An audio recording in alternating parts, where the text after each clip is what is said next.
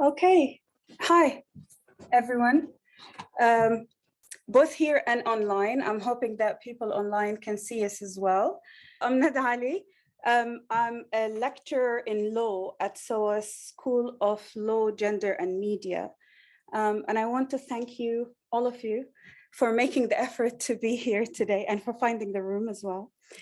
So this is the first panel of our series, the shaping and reshaping of political conditions. We are focused in this first panel on the history of Sudan and the unique effects that social and religious diversity has on political systems in the country. But we're also going to be talking about the role that is played by colonialist institutions and interruptions in the shaping of the country's current political conditions. So we're very fortunate to have assembled a panel of very esteemed as well as pioneering thinkers today. They have all engaged with these themes for quite some time, and I'll be introducing you to them a little bit later. But before we start our discussion today, I actually just want to say a quick thank you to the School of Law for sponsoring this series and these events. And I also want to thank the Influencing the Influencing the Corridors of Power project, ICOP, for making this series possible and for their co-organization as well. I would particularly like to thank my co-organizer, Rana Usman, who works for the ICOP project and whose colleague is here today to say a little bit more about it. I'll introduce you to her also in a second. But the series and the panels that we have lined up today, next Wednesday, the Wednesday after, and the 5th of October, have also been generously supported by the Center for Human Rights and the Center of African Studies. So we thank all of them. But before we begin, I would like Nina Arif to come and say a few words about ICOP. So I'll give her the podium for now. All right. Hi, good evening, everyone. As Nada just said, this event has been organized by SOAS's Influencing the Corridors of Power project, also known as ICOP. My name's Nina Arif, and I'm part of the ICOP team. Rana Osman, who's the key organizer of today's event, has been working behind the scenes with ICOP. So in case you're wondering what ICOP is, we're a group led by Professor Alison Scott Bauman of SOAS. And what we do is we try to connect students, academics, and experts with people in power, with people in parliament. So we do this through events like this one, but we also produce one-page briefings, of which we send out to almost all the MPs and Lords, hoping that we can in some way influence the way they vote on a particular bill or influence their understanding of a particular issue. I'm not going to say any more for now, because obviously I know you want to start things. But I will say, if you want to know more about us, please do follow us at SOAS ICOP, and we'll tell you about any other events that we have upcoming. So thanks again for being here this evening. Okay, I'll let you take it.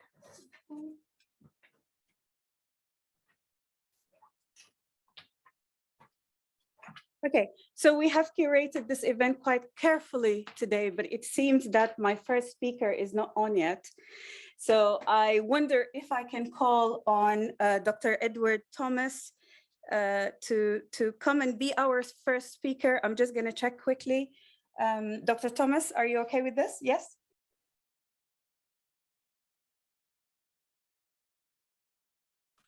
Yeah, that's fine. Okay, so just a few minutes, I'll introduce you and you can start, yeah? Yeah, sure. Thank you. So Dr. Edward Thomas is the author of a number of books and articles and reports on Sudan and South Sudan. He's the author of the book Islam's Perfect Stranger, which is on the life of Mahmoud Muhammad Taha, and it's called The Life of Mahmoud Muhammad Taha, Muslim Reformer of Sudan. This book was published in 2010, but for any enthusiast about the history of Sudan, it's a very interesting read. So definitely seek a copy. So Dr. Thomas also wrote on the Comprehensive Peace Agreement and the independence of South Sudan, as well as the conflict in the country. He works as a journalist and a commentator for different broadcast and print medias. And he has engaged with a number of NGOs in the UN. Okay, Dr. Thomas, you're on. Oh, thanks. Can you hear me okay? I can hear you. Are you planning on having your camera on? Yeah, let me do that. Sorry. Thank you. I might switch it off if the, oh no, it says I can't turn on my video. Right, let me see if we can help you with that. Yeah, the host has stopped it, it says.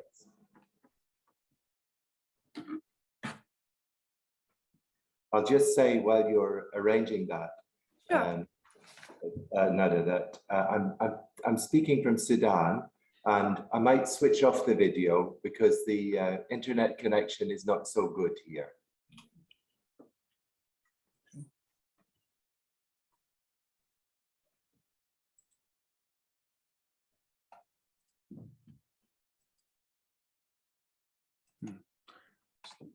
So it's just going to be voice. That's fine. Yeah. Thank you. Apologies for this. Dr. Thomas is just going to be voice, so you can continue, and really apologize for this. We kind of expected that we're going to have the majority of our technical issues with Edward Thomas, because he is calling in today from Sudan. So well done for being online, definitely. So go ahead, please. Oh, thanks very much. So I'm going to, I hope the audience doesn't mind that I'm going to give a somewhat rambling talk today, because I would like to try to explain something that's happening in Sudan at the moment, which is to say there's a lot of tension, of disconnect, of disagreement between urban radicals and rural radicals. And that lies at the heart of the current impasse in Sudan. I'm going to go back quite far back in history to explain this. And the problem with that is once you start talking about what happened a long time ago, there are so many different threads appear. And I hope I don't have too many threads in this talk, and that it's easy enough for people to follow. But by all means, please feel free to interrupt me or ask questions at the end if it's getting if I'm not being clear, or if you disagree with what I'm saying, of course.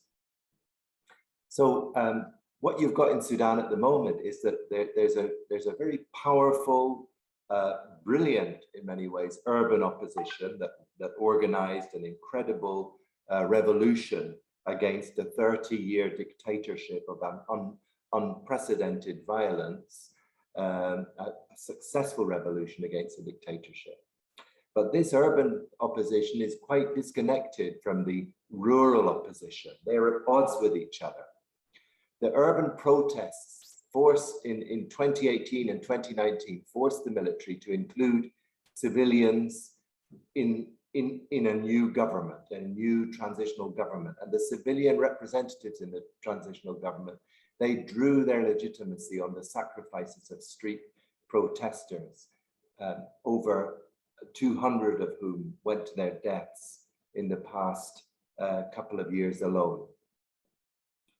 The new transitional government that succeeded the dictatorship created the conditions for a peace dialogue with rural radicals, and many of those rural radicals had formed themselves into armed opposition movements. So the leadership of of most rural radical movements was kind of militarized. But the opportunity of this new government was to try and bring peace to Sudan, and peace was the first priority, overwhelming priority of the transitional civilian military government, which came about in which was established in 2019 and lasted until last year when it ended in a coup. when the rural rebels took a lot of time entering the government. They negotiated for over a year. And when they finally got into government, they helped them, several of them helped the military to eject civilians from the government and to re-establish a kind of dictatorship in Khartoum, or a putsch in Khartoum.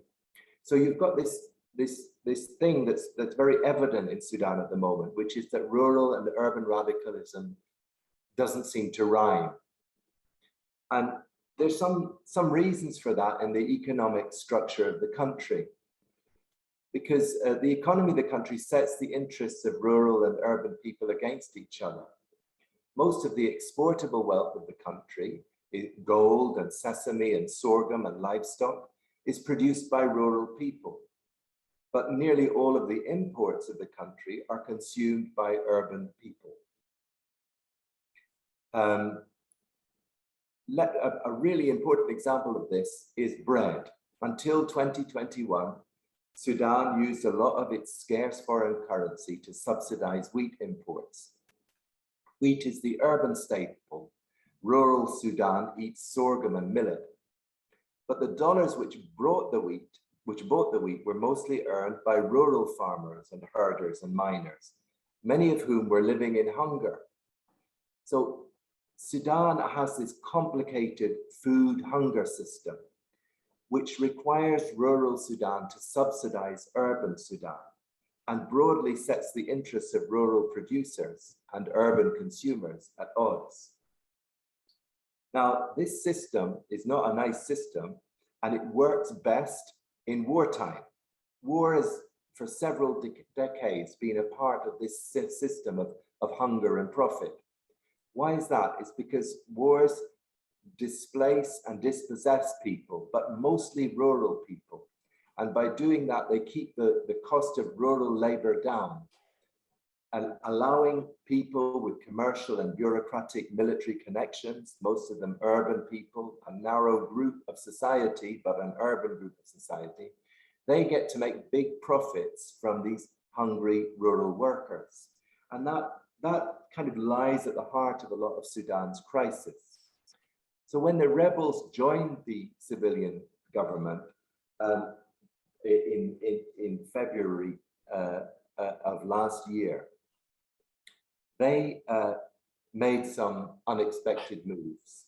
First of all, one rebel leader called Jibril Ibrahim, the leader of the Justice and Equality Movement, a Darfur-based rebel army with a history of connections to the Islamist movement, he became the finance minister, and he imposed very dramatic macroeconomic reforms on the country. He ended the wheat subsidy, and his movement, which now controls the big spending ministries in the capital, has taken many steps to transfer wealth away from the urbanized center of Sudan.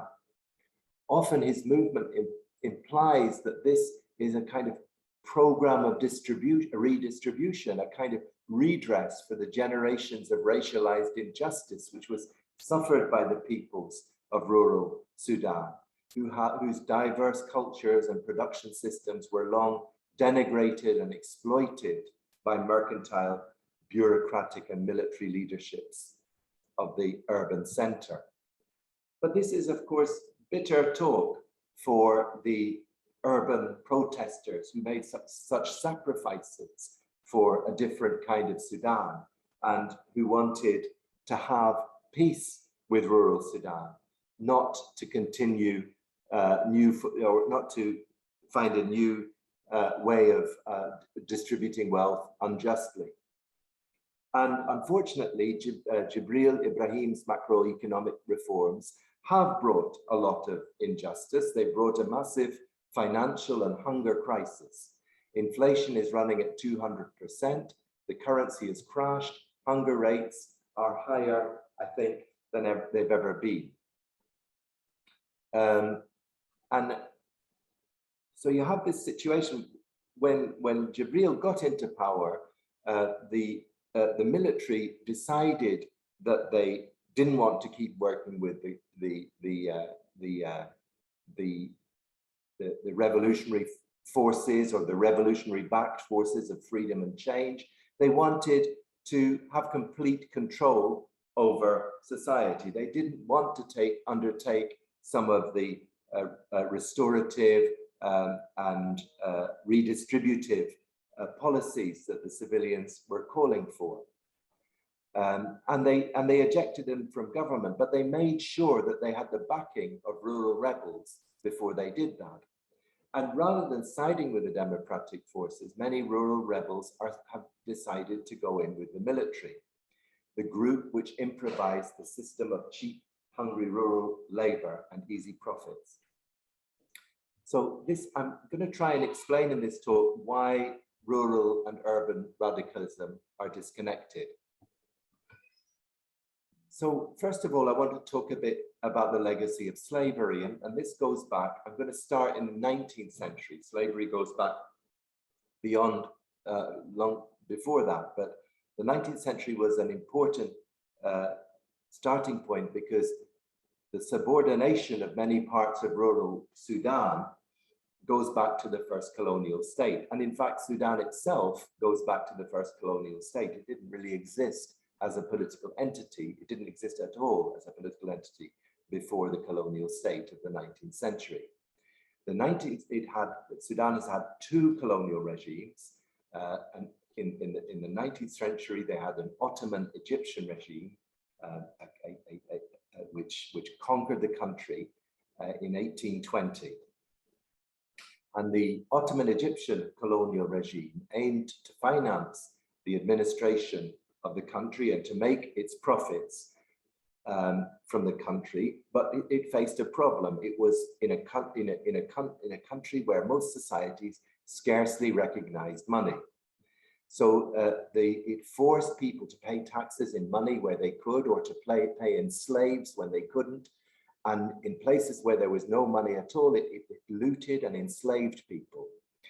And the Ottoman Egyptians reordered Sudan into a commercialized zone around the northern Nile Valley and zones of predation in the south and in the Nuba Mountains at the center of Sudan, where merchant armies raided for slaves. And these zones are still broadly recognizable today. And the slavery system racialized relationships between commercialized and uncommercialized zones. And as a result of that, each zone developed its own repertoire of protest. Now, the rural zones often resorted to military or armed resistance to the state. And in fact, the first massive successful protest against this system began in rural Sudan.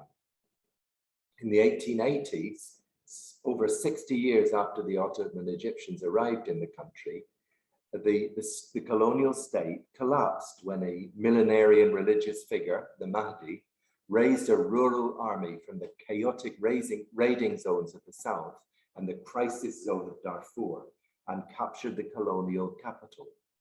This strategy of turning the violence unleashed in the periphery against the center provided an influential military template for 20th century rural revolts. And it also made it hard to organize across these different zones. The Mahdist period also shaped racialized anxieties in the commercial zone. People were very worried about the arrival of these backwoodsmen waving swords and guns. And in fact, the Mahdi, he only lasted for a few months in Khartoum, and his successor was somebody from Darfur. And this man, Khalifa Abdullahi, had to get on with the complexities of governing a country which was convulsed and divided by conflict. He tried to reorganize the relationship between richer and poorer zones, between the commercialized and the uncommercialized zones, between the racialized other zones and the kind of settled zones associated with Arab culture and language, and Arabic language. he tried to reorganize that by bringing whole populations from Darfur to the capital and giving them things like trade concessions and jobs in his security forces. Maybe something a bit like what Jibril Ibrahim is supposed to be doing today, a kind of very harsh form of redistribution. So the rural radicals, when they had their chance in the 1880s, they polarized rather than unifying people. And they failed to, in the end, they failed to achieve a way of bringing people together to make Sudan work better. But the Mahdi state, it only lasted for about 13 years. And this thing of like bringing Darfurians to the capital, it didn't last. In 1898, a different colonial army conquered Sudan. It was an Anglo-Egyptian colonial army, but really it was a British invasion.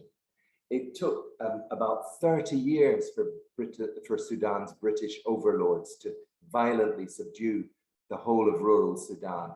And they always directed the harshest violence against in rural areas. They thought that rural people were fanatics, the kind of fanatics that would follow a preacher like the Mahdi, and they wanted to stamp on them whenever they came up.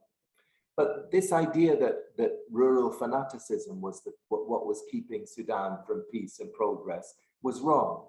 And it was proved wrong to the British in 1924, because in 1924, the British faced an army mutiny, which spread out from the barracks in Khartoum, the capital. This army mutiny, the mutineers were calling not for, millenarian transformation from God, but for a version of self-determination. They were using the language of modernity. And the British were very afraid that Sudan would, that by developing Sudan, by building unified markets and education systems in Sudan, they might help to build a nationalist movement. And their answer was to disconnect rural and urban struggles from each other. They feared that unified markets and infrastructure would feed nationalist feelings. So they closed off much of rural Sudan to trade. They restricted a movement. They brought in pass laws in rural areas. They turned rural leaders into taxmen and who had to administer the pass laws. And they kept rural Sudan in a state of suspended uncommercialization. That's to say, people were growing and producing food in the old way. They were growing and producing food that they ate themselves in rural Sudan, rather than producing surpluses which they could sell and export abroad. So what happened in these closed districts in the deep rural of Sudan, that the people there were kind of held in a state of de-development. And if they needed or wanted to join the markets and the infrastructures and the possibilities that were emerging at the center of the state, they had to migrate there. And they had to migrate to the center, and there they would be at the bottom of the heap. They would be the poorest groups in the harsh labor markets of plantation agriculture and urban informal economies. So the closed district system, which the British invented, was a relatively stable formula for rural repression while it lasted. But it ended with, more or less, it began to end at the end of the Second World War. It started to be dismantled. And then you had a moment in Sudan's history when it might have been possible for a joint rural-urban radical agenda to take hold. And in part, this was because of something which the colonialists had brought, which was the railway. The railway railway workers were easily able to unionize, and they were highly unionized, and they spread the ideas about unions, trade unions, across the country. And there was a lot, across East Africa during the Second World War, you had a huge boom because there was a lot of war spending by the Allied forces, the European forces, who were prepared to spend a lot of money to ensure supply lines in North Africa and other theaters of the war. So there was this huge boom during the war, and after the war there was a big contraction, and you had strikes across the whole of East Africa. And with the railway workers in Sudan, who are some of the most radical and best organized workers in East Africa, you had this idea that you could use the strike weapon, that rural people in the closed districts could start to use the strike weapon in order to deal with the problems that they faced when the economy was contracting, when their wages were disappearing. So rural and urban radicals attempted to unify their challenge to the state. And what was the state at this point? Well, in the 1950s, the colonialists were handing over power to a narrow group of merchants and bureaucrats who were the principal beneficiaries of their rule. And these merchants and bureaucrats were no more well inclined to radicals or to poor people than the colonialists had been. So when independence came in 1956, the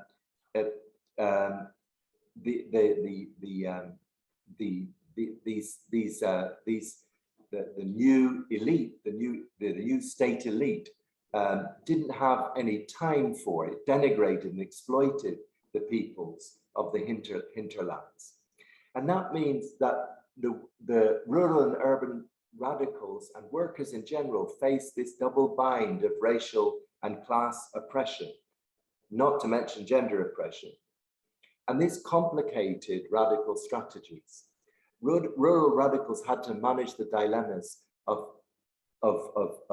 challenging intersectional oppression all at once. And when rural workers in southern Sudan tried to use the strike weapon, for example, they were shot. The repression of one strike in the south led to a mutiny by the Southern Corps of the Sudanese army, and eventually that sparked a long civil war in South Sudan. So South Sudan was led by soldiers, not proletarians, and not by ordinary people. And much of rural radicalism, much of radical energy in rural South Sudan was focused on the hope that a rural army could capture and transform the center as it had done in the Mahdist period. But that hope was a somewhat elusive one. At the same time, urban radicals could use the repertoire of strikes and street protests, which brought down dictatorships in Khartoum in 1964, in 1985, and again in 2019. So there was this incredible power to urban radical organizing, and much of that power was linked to the union movement and the large communist party which backed it. The thing was that rural and urban radicalism were always interconnected. I mean, urban radicals were able to overturn dictatorships whenever when the government was facing adversity in its wars against the rural radicals in the south. But they weren't able to align their struggles. The militarization of rural struggle really undermined the ability to formulate an alternative to the system which the colonialists had bequeathed to this narrow elite. So by the end of the 20th century, disconnects between urban and rural radicals became even starker because a continental debt and financial crisis forced a dramatic reorganization of the way that rural Sudan produced wealth. You know, until the 1980s, 1990s, Sudan depended on cotton exports, and commercial cotton farms and other farms sucked in labor from areas where agriculture had not yet been commercialized. They brought landless workers to live in camps or informal settlements at the bottom of a racially structured labor market and managed them through police repression. So you had this big group of rural workers outside the most violent areas of the South who were being exploited and also kept down by the police. And in the 1980s, there was a new rebellion in the South, and the Southern rebels were able to push their war into Northern Sudan for the first time. And it was the most sustained attempt to capture the center from the periphery since the Mahdist state. But the second Sudanese civil war, which began in 1983 during a global financial crisis and lasted until 2005, the second civil war was also unsuccessful in forming a united front in Sudan. Just go back quickly to this issue of the wealth of Sudan. The state was largely financed by agricultural exports, mainly cotton. And in the 1970s, Sudan borrowed money to increase agricultural exports.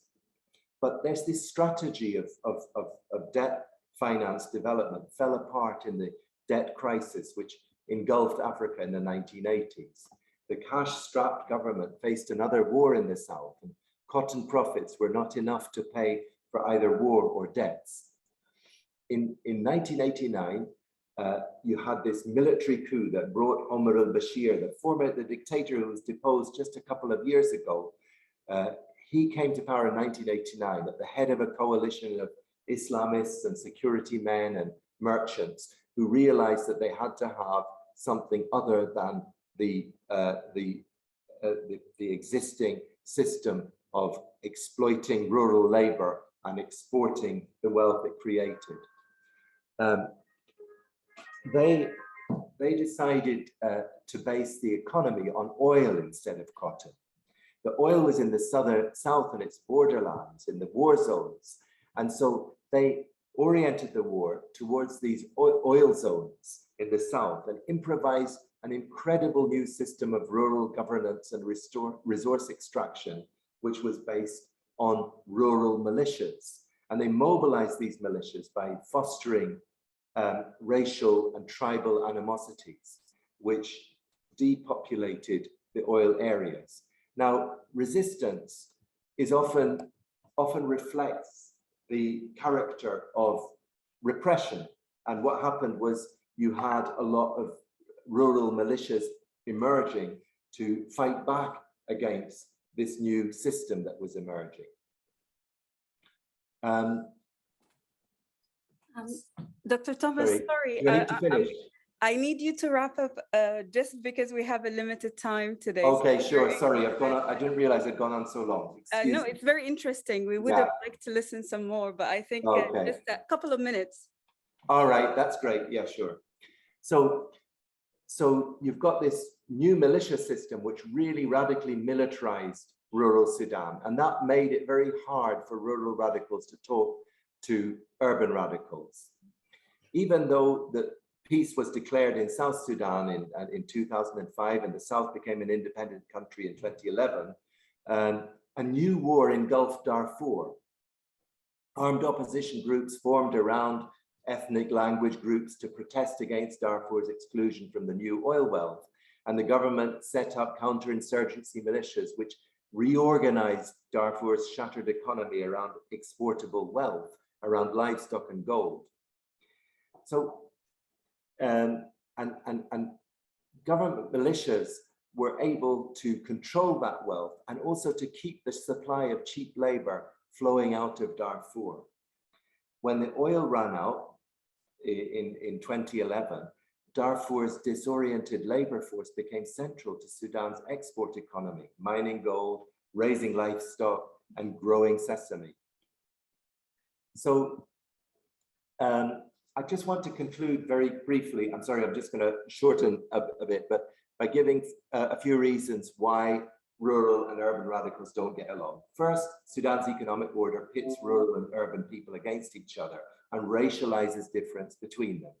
Second, rural Sudan is very militarized, and that means rural Sudan is less democratic, and military leaderships of rural Sudan are relatively immune to the revolutionary rhetoric of peace, justice, and peace, and of freedom, justice, and peaceful sacrifice, which transfixed radical urban youth.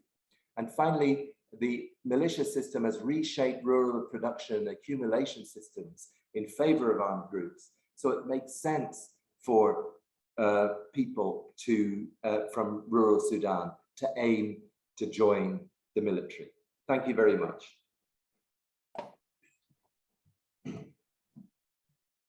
Thank you very much for the very interesting talk. The way that I thought of this panel is to allow every speaker to speak first and then have the question session later.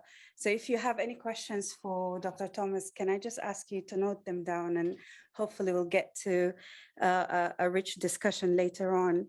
So my first speaker, who's now my second speaker, is online. So I would like to introduce you to Professor Ahmed Abushok, who joins us today from Qatar, I believe.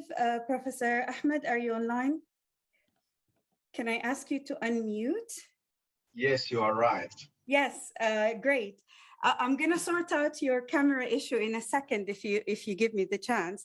But what I'm gonna do is I'm gonna introduce you and provide you with the opportunity to carry on with your presentation, and then we'll figure out this camera thing for speakers in a minute.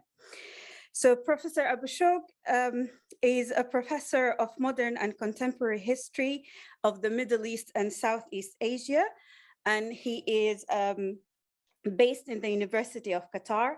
He's the author of more than 20 books and 50 articles, all published in both Arabic and English, in regional and international publications and in peer-reviewed journals. He has published extensively on the Sudanese contemporary history, including Sudan's brief periods of democratic rule and the Sudanese Revolution. He has recently published a book titled The Sudanese Revolution, 2018-2019. As you can imagine, that was out in 2021, very recent. A documentary analysis of its motives, phases, and challenges. I believe the book is published in Arabic. He has published a number of articles on Sudan's experience with national and parliamentary elections in the periods of post-independence and more recently during the Bashir regime. So his presentation today would actually cover how social diversity led to political instability in Sudan, and he's gonna give us a historical perspective of this. Professor Abushok, I think that your presentation should be up in a second. So I assume that you can see it as well? Yeah. Yeah, okay. I share it from here, actually. Yeah, hi, Professor. We can only see the folder that houses your presentation, not your actual presentation. You don't see the presentation now? No. Oh, this is a problem. I don't know what's wrong. Let me see how to fix it. Okay. Let me see if we can actually show it from here. Are we able to show it from here? We can, but it's sharing the wrong screen. Oh, okay. We're seeing his Explorer, Windows Explorer. So he needs to reshare, or we can pick it up at this end. Professor Abushok, if you stop sharing your screen, we might be able to share it from here, actually. But here I can control it easy. Let me try again. Yes. Yeah. So if you can just choose a different window when you're sharing the screen, it should appear on a different window. Here I say host only. You can share host. Just let me try again. if Sure. it work from here. Let's see this. You can see it now? Yes, perfect. Thank you. Yeah. First of all, I would like to apologize for this misunderstanding. Oh, actually, I assume that we will start at 8 o'clock here according to the local time of Qatar.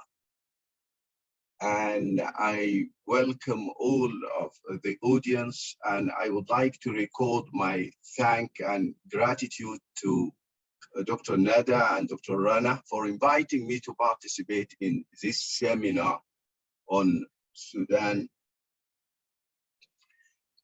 I entitled my presentation as Social Diversity and Political Instability in Sudan from historical perspective. In this sense, my presentation will be a little bit different from the presentation of Thomas. I focus on the issue from three perspectives. First, I look at the territorial expansion and shrinking and the population and public sovereignties, because I found these are the three components of any state in the world. And I focused over three historical time discussing the political development in pre-colonial period and during the colonial period and post-colonial period. Regarding the political order, I feel that during the colonial period, we didn't have a centralized political authorities. We have a kind of small tribal and political entities in different parts of the Sudan. It started from the Funj Sultanate that emerged in 1504 until 1820, and the four sultanate. In the southern part of the country, we didn't have a centralized authority, but we had a kind of stateless communities. Then the border during that time didn't cover all the part of the Sudan. And after that, we had the Mahdist, we had the Turco-Egyptian administrations. When Muhammad Ali Pasha, the viceroy of Egypt, moved from Egypt in 1820 and controlled the largest part of the Sudan and established a centralized government that was under the sovereignty of the Ottoman Sultan. This situation continued until the outbreak of the Mahdist state, and the Mahdists maintained the same territory of the Turco-Egyptian administrations. They hardly reached the southern part of the country and controlled some part of western Sudan. When the British colonial power came to control Sudan in 1898, after the destruction of the Mahdist state, they create the current political border of the Sudan. They include the southern part of the country and the western part of the country after they defeated the forces of Ali Dinar in 1916. Then after the comprehensive peace agreement, the southern part of the Sudan went out, and we had two Sudan now, South Sudan and North Sudan. This regarding the political, the territorial expansion of the political border of the Sudan and the shrinking after 2011.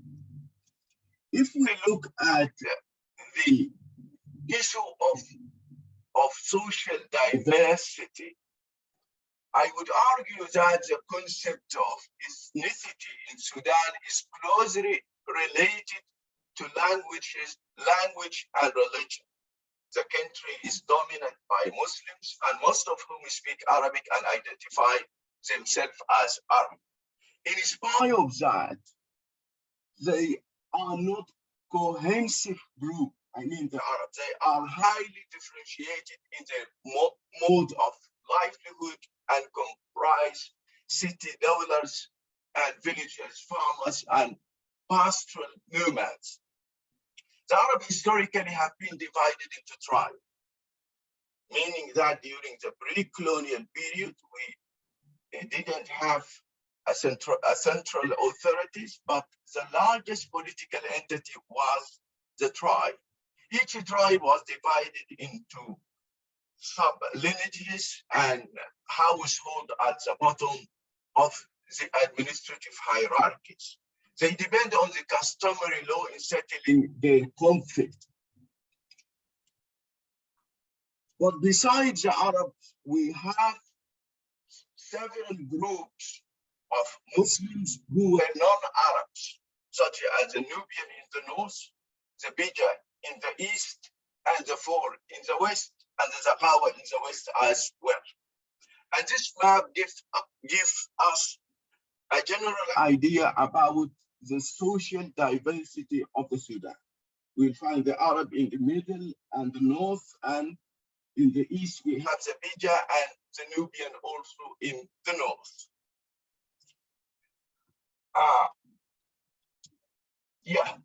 In terms of religions, when we look at the composition of the country from a religious perspective, we notice that the vast majority of the population are Muslim. About 70% are Muslims, and 25% follow their traditional belief or the traditional religions, and 50% are Christians. Therefore, if we look at the country from religious and ethnic perspectives, we would argue that the Sudan is not a homogeneous country, but more heterogeneous and multicultural society as well. This social diversities, I would argue that it had its impact on the development of political system and it is instabilities.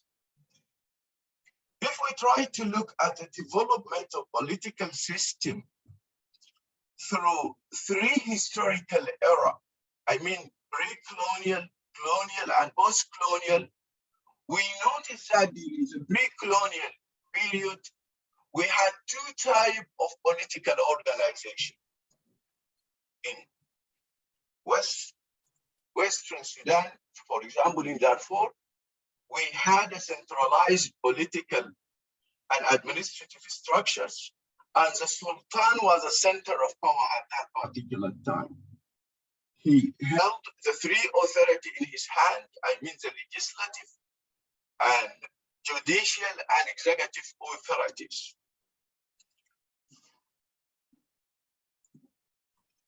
And in other parts of the country, for example, in the area of Bagara, for example, we have segmentary lineage organization. It means that it's a kind of stateless societies. And the same situation in the Sudan. This leads us to ask a question: what happened after the occupation of the Sudan by the forces of Muhammad Ali Pasha? The forces of the Turco-Egyptian administration succeeded in ending this kind of regional political system and tried to create a kind of a centralized power that maintained its control over the whole countries, because they succeeded in ending the Fon Sultanate in 1821 and the Musabat in Kordofan as well, and Darfur Sultanate in 1874. They established a kind of a centralized government, and also they introduced a kind of the orthodox system of administration regarding the administration of justice. They marginalized the role of the Sufi orders, religious leaders, and established a kind of political system that was controlled from the center. Impose a kind of taxes on different tribes, and as a result of that, the Turco-Egyptian administration encountered a serious kind of resistance in different parts of the Sudan. Then the whole situation led to the outbreak of the Mahdist revolution. The Mahdi himself promised the Sudanese he would fill the earth with justice as it had been filled with oppression and tyrannies. And based on his cause, a large number of the Sudanese revolt against the Turco-Egyptian administration and led to the end of the Turco-Egyptian administration in 1885, when the Mahdists controlled Khartoum and different parts of the Sudan and established their headquarters in Durman. The rule of the Mahdists after the death of the Mahdi continued for 13 years. And after that, we had the Anglo-Egyptian administration. Here I would like to put some emphasis on the central government established by Anglo-Egyptian administrations, created a kind of centralized government. And at the bottom of the hierarchy, they create a system of native administration that had full control over the rural areas. But what is important about the Turco-Egyptian administration, they created a kind of collaboration mechanism system to control the political and religious entity in the countries. We had the sectarian forces, Khatmiya and Ansar, the educated Sudanese, and the Southern Sudan, and religious scholar, merchant, and tribal leader. They create for every one of this group a kind of political orbit to rotate in without conflicting with other groups. For this reason, during the colonial period, we had some kind of instability regarding the strength of the central government in Khartoum. But what happened after independence? I argue that after the independence, the leader of this political center, whether the educated elites, the leader of the sectarian forces, tribal leaders, moved from the periphery to the center and disturbed the political situation in the center and created this kind of serious conflict between different groups in the central government, and this greatly weakened the political system. This led a kind of disintegration of the central government, created a kind of political coalitions between the sectarian forces and the tribal leaders, between tribal leader and religious entity in the preference. And the political entity that was outside this political scenarios, we call them the modern forces, whether the communist parties or Islamic Chartist Front. And this became very clear during after the October Revolution of 1963. If I would like to wrap my discussion about this part, I would argue that the social diversity of the Sudan directly affected the stability of the political system in the whole country. And this created a kind of a state of instability. And let us move in a kind of vicious circle from a democratic system to military system. And here I can just try to wrap up this discussion. If we look at the history of the political system in the Sudan, from the independence up to the present day, we have 3 democratic governments. It started from 1956 up to 1958. After that, we had a military coup, and the military regime continued for 6 years. After that, we had a second democratic government continue from 1956 up to 1969. And we had a military coup, continued for 16 years. A third democratic system continued for 3 years, and we had a military regime continued for 13 years. If we look at the situation, we can argue that of 63 years since the independence of the Sudan in 1965, Sudan has been under military rule for 52 years. In the 5 multi-party elections since independence, no party has ever won the majority except the first government. After the election of 1953, Sudanese democracy then has been marked by a series of weak and coalition government, and the armed forces representing themselves as impartial national institution overthrow democratically elected government and ban political parties. And this continued for several years.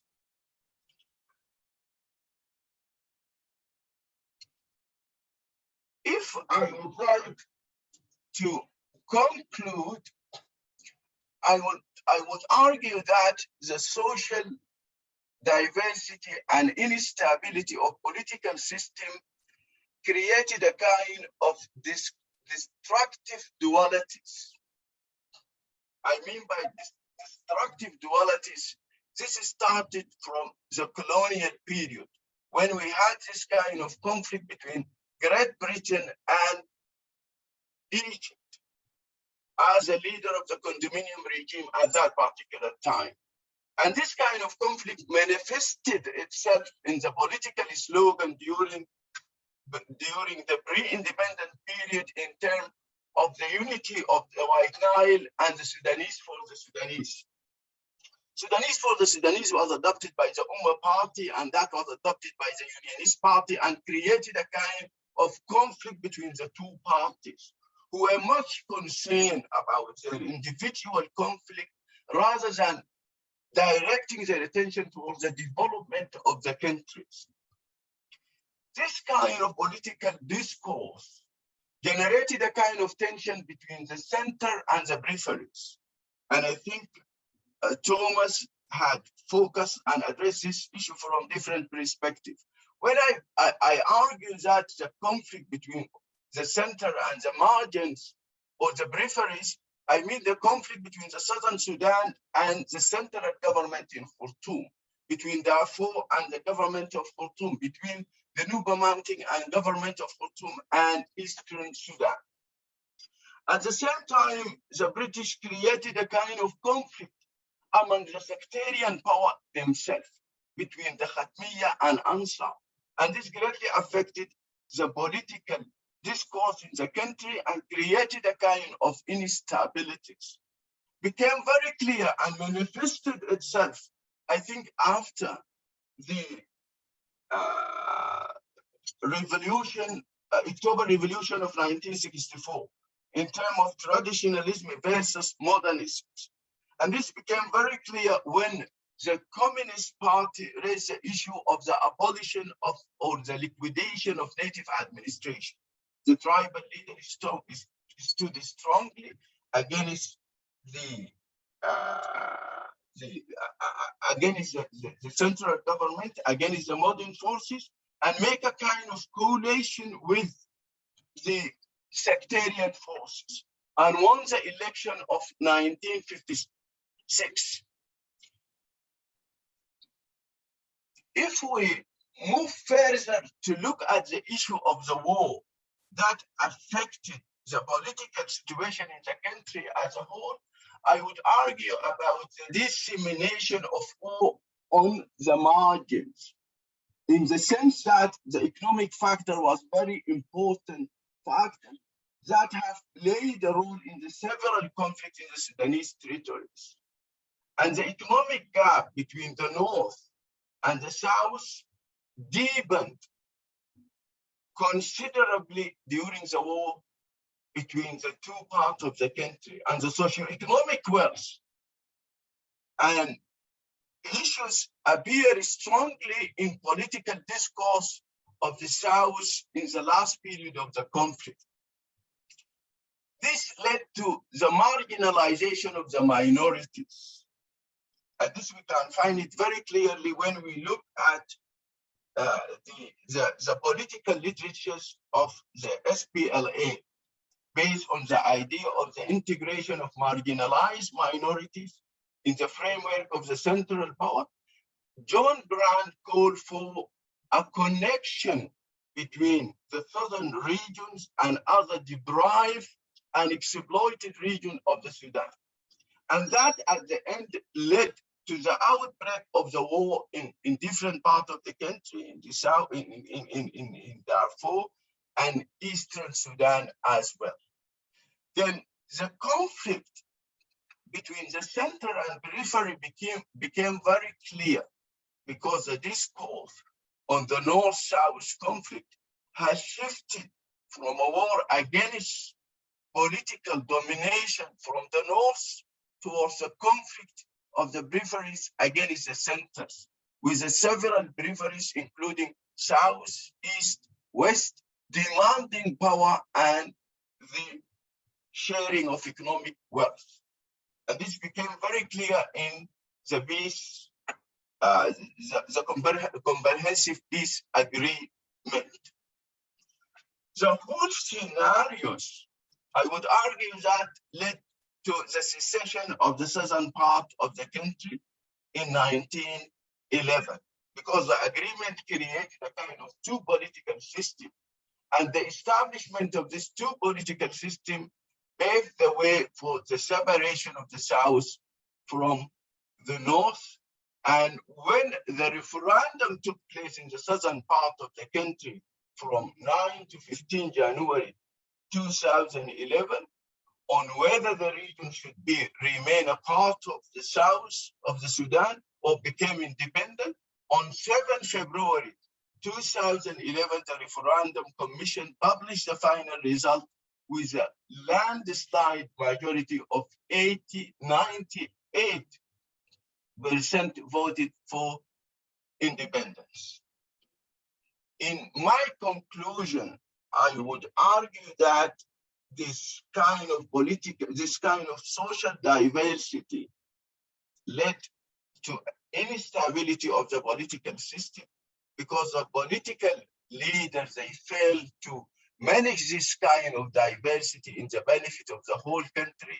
And the result was the disintegration of the political system and the creation of a state of instability in the whole country. And that led us to this kind of conflict, and political discourse lead us to the current political situation in the Sudan. I'll stop here and thank you very much.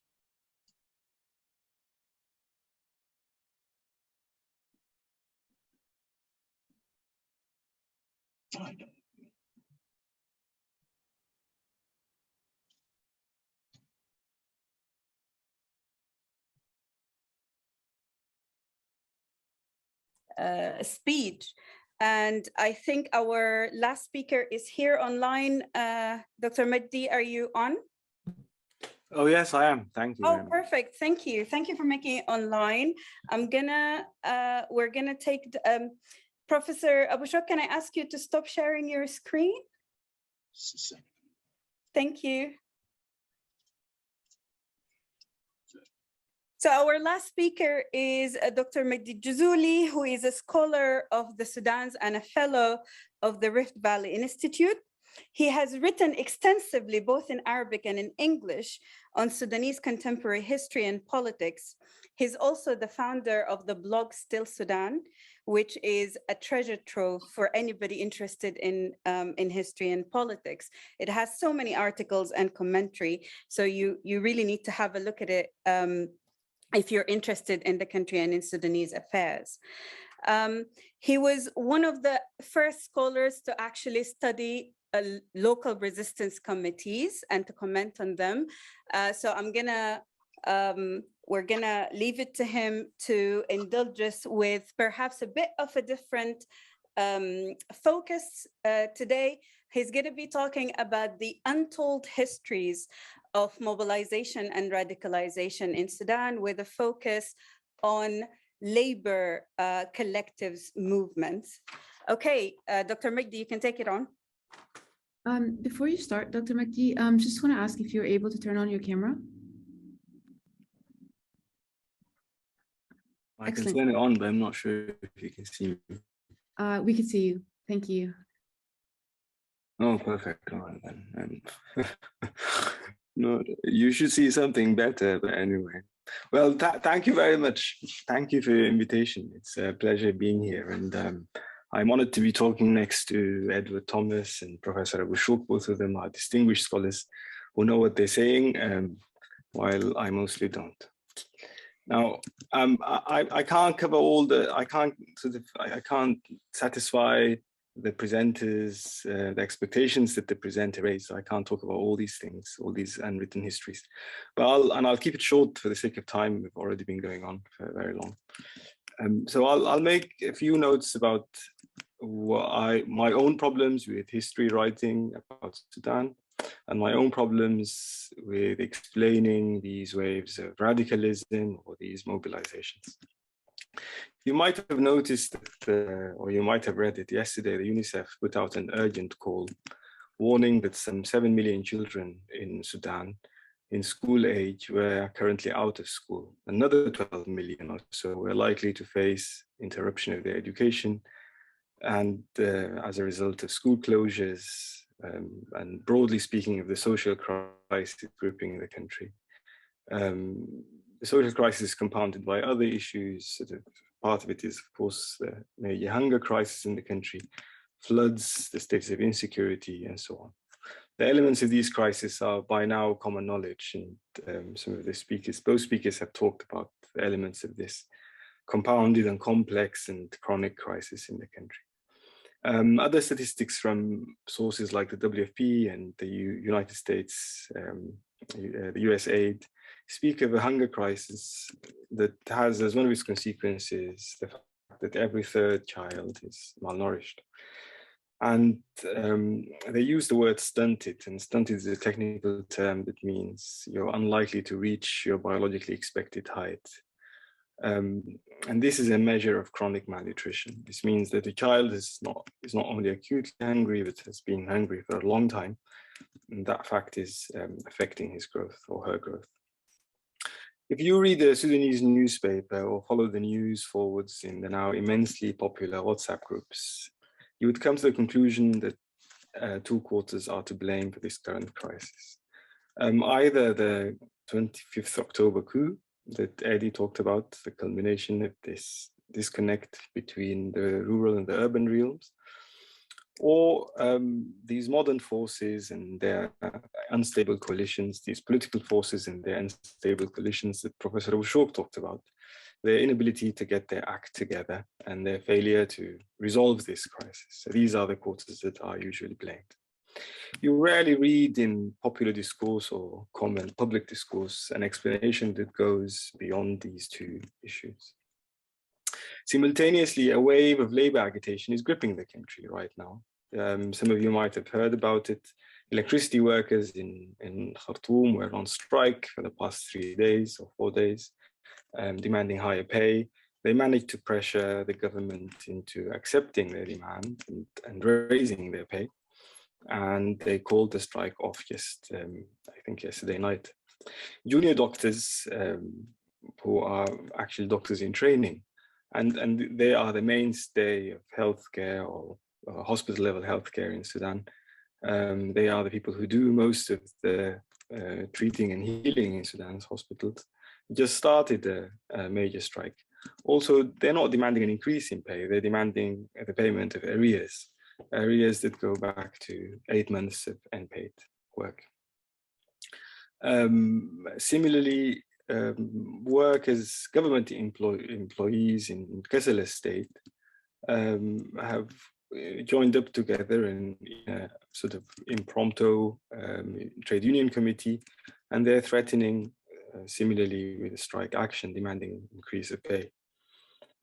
These are just 3 examples from a wave of labor agitation that is going through the country. It's not happening through through sort of union bodies in the classical sense of the 1950s and 60s, but nevertheless in ad hoc committees, wildcat strikes, and similar forms of organization. If you read the papers or read the commentaries on Sudan's affairs, especially those published in Arabic, you'll get the impression that some scheming political party was to blame. Supporters of the current regime would blame the larger than itself Communist Party. And the Communist Party itself, hard for money, just launched a campaign for public donation to buy its own premises. Now, one reason for the fact that such developments, things like hunger or issues like troubles with education, malnutrition, children, and labor action, are explained in the way they are in public discourse, either as a conspiracy by some political actor, or as a fatalistic end-of-the-line implosion of the country, comes from the tradition of history writing in Sudan, which is, in my mind, very strongly biased towards the state, towards officials, and the powers and forces that struggle for control of the state. You will, if you read standard accounts of Sudan's history, you will read something about its government, the forms of government, and the powers that control that government. And you will also maybe read something about the histories of powerful men, and very rarely women, who managed to enter the circuits of power and authority, or attempted to enter these circuits at least. And of course, you will also read this fantastic genre of the Sudan, the autobiography, opinion, essay, extended into book format that most of Sudan's politicians write about themselves. And these are self-declaratory books that speak about somebody's achievements, the types of troubles he had, the types of education. Mostly they are men. And they dominate historical writing, these autobiographies. You will read very little, however, about schools. It is rarely so that you will get an account of the school system, or the people who go to school, the people who teach in schools, what they learn, how they learn, whether they learn at all, and so on. Except from very careful historians, like the indigenous professor, if you like, Mohammed Al-Tayyib, who wrote a fantastic book about, very small book, but a very generous book, about the Khalwa system, traditional Quranic school in Sudan. The modern school has been accounted for in early short histories, like the one written by Muhammad Omar Bashir on the development of education in Sudan. But I didn't find at least a sort of a social account of the school. I didn't read an explanation of why my father behaves the way he does, for instance, a boarding school kid, and what these boarding schools contained, what happened inside them, and the type of experiences that these people made in these schools. You might read snippets of that in autobiographies on the sideline, written from a hazy memory, but you will rarely find an account that takes into stock sort of the organization of the school, or the architecture of the school, the social life in the school is rarely spoken about. And hence we know very little about what made these people the way they are. We read explanations like they are Ansar, or they're Khadmiya, they have this political affiliation, or the other, they're communists, they're Islamist, and so on. But we read very little about their social life and the type of life they lived, whether as children or whether as adults. And I think that's a major gap in the historical record that makes it very difficult to explain, looking back, how these things happened, unless you tend to reduce everybody to his ethnicity or his social group or his religion, which to my mind is a very limited understanding of what a complex human being is. And another type of gap is what Dr. Osman talked about, is of course in the realm of labor. Now, there is labor agitation in the country. The last proper account of the labor movement that deserves the name was written by Sa'd-ad-Din Fawzi in the 1950s. And then there was a gap of, I think, 40 years until Ahmed Al Sekinya wrote a book about Adbara, the labor capital, and about the transition from slavery to wage labor in Sudan. And in between these, there's sort of a bit of a silence about the labor movement in the historical record. In the written, of course, in archival material, you will find many of these things, and because it's also a written movement, it has talked about itself a lot. But we don't have that historical account written out in a form that somebody who was born in the 1990s, for instance, can access in an understandable form that explains to her or to him where all this is coming from. And hence, the two sources of radicalism in 2018-19, in my mind, remain a bit ambiguous and unexplained. The first is of course, a radical student movement. So these elements of radicalism in the student movement, we tend to reduce those to the affiliation communist or Islamist, and we tend to sort of source that radicalism into these two ideologies. And this leaves little space to explain what all these thousands of students or fresh graduates were doing on the streets in Khartoum in 2018 and 19. Most of them were neither communists nor Islamists, but they were radical in their demands, and they had glimpsed, in a way, the opportunity to change the world they were living in, and attempted it, and maybe not successfully, but they made that dashing attempt. And to understand the world of these people, I think there is a bit of a deficit in the record. Another source of that radicalism came from informal labor, and some of this I gleaned from sort of interviews with resistant movement members and these so-called resistance committees, and that source of radicalism is also very poorly understood, because we tend to crash informal labor into an amorphous category with little understanding. Maybe some people from the NGO world, from the ILO, have written accounts that are very statistical, but a social account of that world and the way you make money or you don't in it, the way you succeed or fail, is missing. And hence, to my mind, the historical accounts of that radicalism are, of course, very helpful and useful, but it would be interesting to look into these new sources of radicalism in today's Sudan, if you like, at least in the urban realm.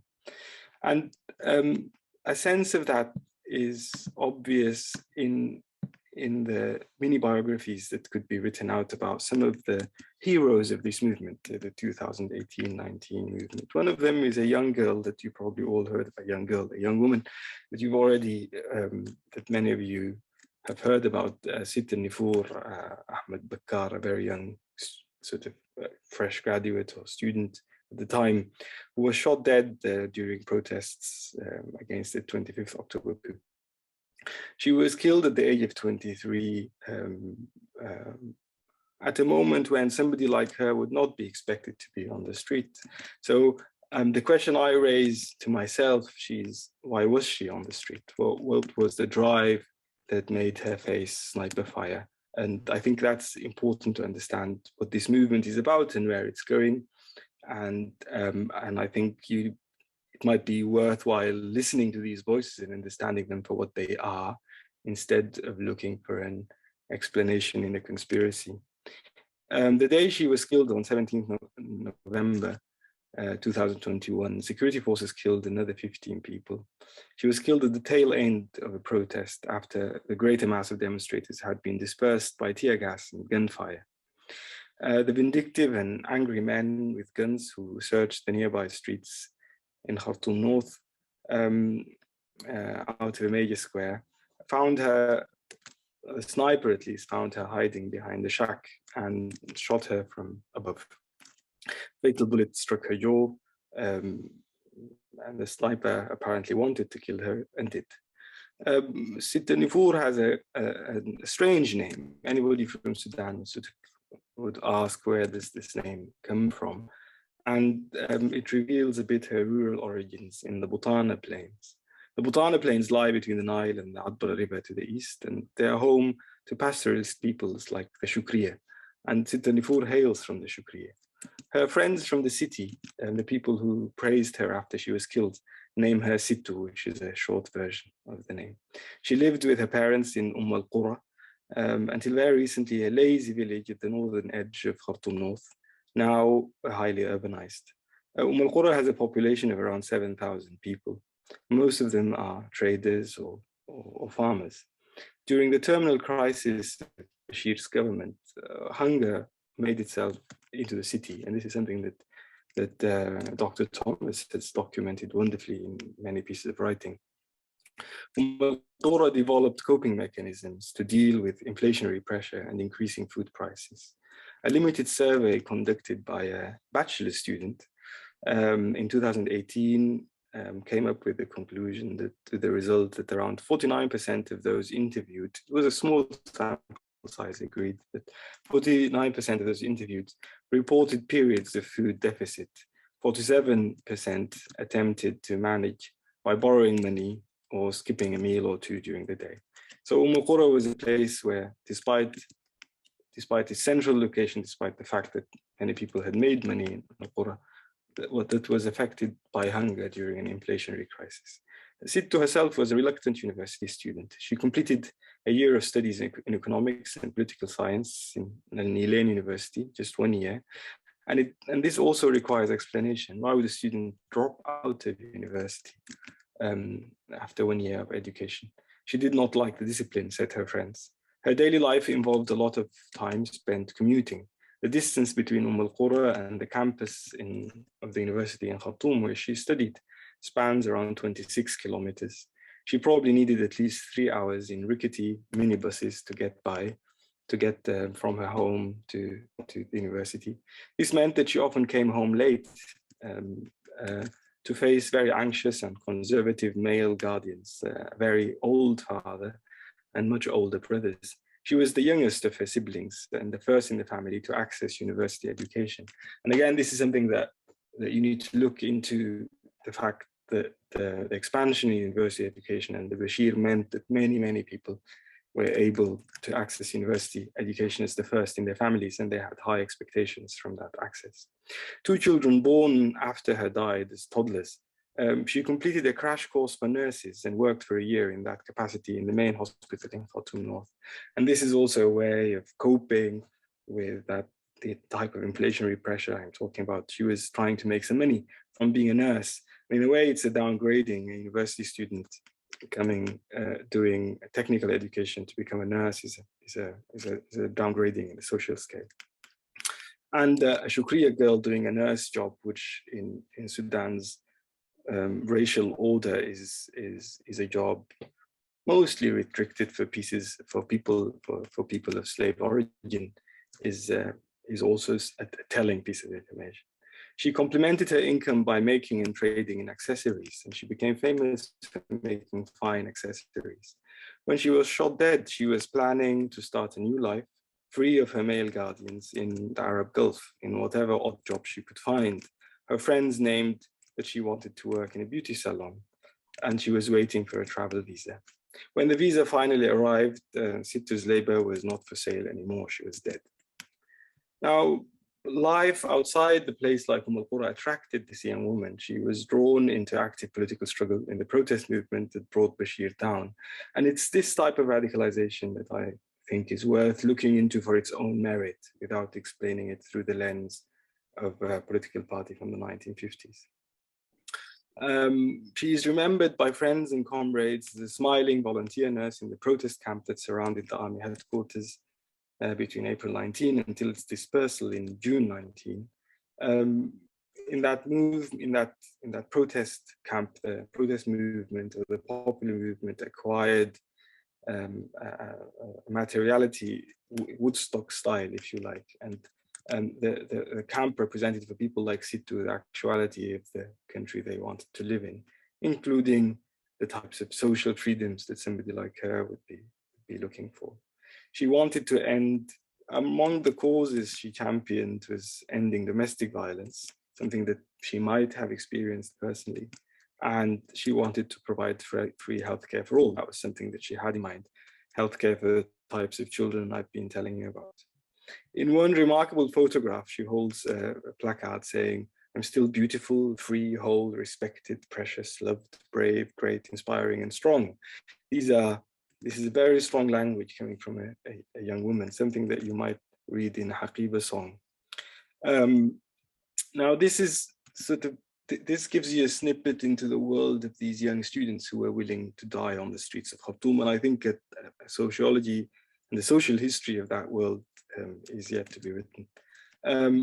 Another figure I picked out from the record for you to sort of demonstrate the gaps in the histories we read and write is Muhammad Ismail Wad Akar. This young man went missing on 3rd April 21. His corpse was found more than a month later. It had congealed with around another 150 corpses stored in a fridge container in the yard of the academic hospital. This hospital lies in the southern neighborhood of Khartoum. The director of the mortuary told the press that at least 50 of the corpses were people from South Sudan. And this tells you something again about racial order, even in a country that is now, for people who now have an independent country. The official explained that the small mortuary was dealing with 4 times its original capacity. Very recently, I read in a newspaper that an extraordinary committee for sorting out these corpses has put down the number 3,000 unidentified people, and they will be buried soon since they don't know what to do with them. The storage fridge in the yard was one way of managing the problem of these many corpses. Chronic electricity shortages gave the coil of corpses away because the stink and ooze of these mingled bodies became a cause for public concern. Wad Akar lived in a Giref Shirk on the eastern bank of the Blue Nile, a newly urbanized zone that was, until I was growing up in Khartoum, was a village that has long served as a source of red bricks for the construction of Greater Khartoum. He dropped out of school to earn his living as a day laborer in the firewood-fueled brick kilns that litter the length of the River Nile, of the river bank in Giref Shirk. And the area is sort of famous for the making of bricks. To withstand the heat of the job, Wad Akar and his friends would drink salted water. He also doubled as a barber and did many other odd jobs at his friends. Wad Akar was a revolutionary, however. Maybe he was a communist in his own way, not a party member. He pioneered with a small number of his comrades the formation of a resistance committee in his home area. He was a fierce agitator and organizer in April 19 and witnessed the downfall of Bashir from the barricades of the Qiyada. He was badly injured during the military onslaught on the protesters that ended the protest camp on 3rd June 19, but lived on to fight for another day. Many of the corpses that ended up in the morgue where his corpse was eventually found date from that bloody day.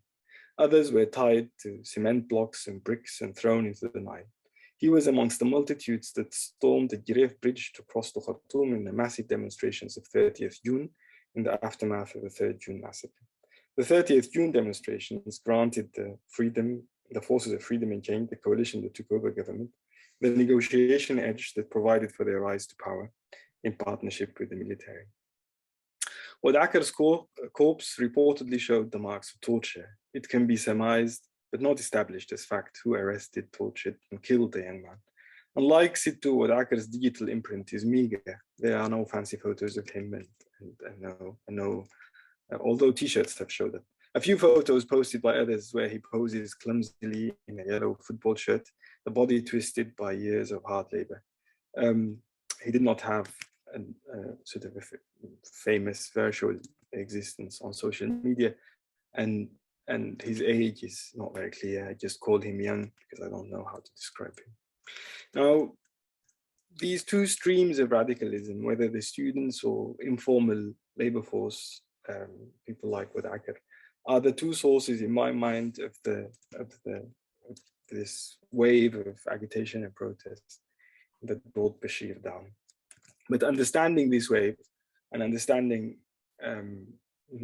their relationship to hunger and their relationship to the fact that people are dropping out of school and school kids are not finding places to go to school, and understanding the relationship to the way labor was organized in Sudan. And some of that was Dr. Thomas talked about when he spoke about the 1950s wave of labor agitation and labor movement, is, I think, might be very helpful in understanding where all this is going to, because the current account of that history is as I tried to explain at the beginning, is very much focused on government and politicians and political party leaders and powerful people.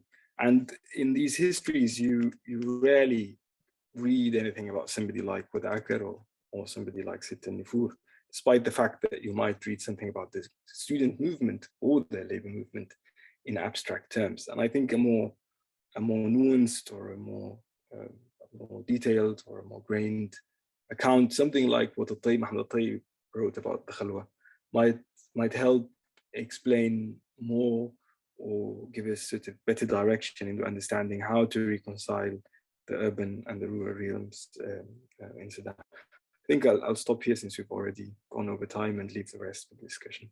Thank you. Thank you, Magdi, for this very insightful presentation.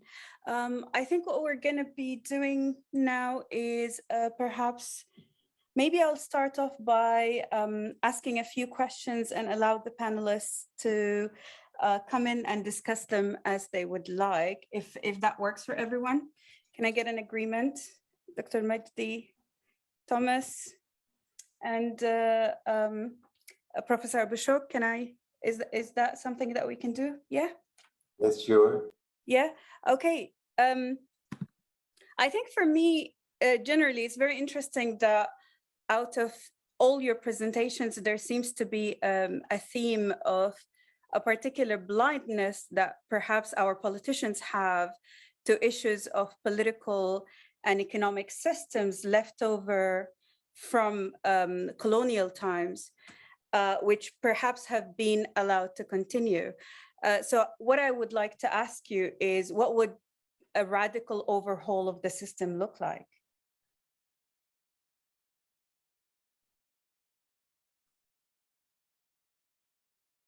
And you know, this is an open question, so anybody who wants to come in can actually take it on.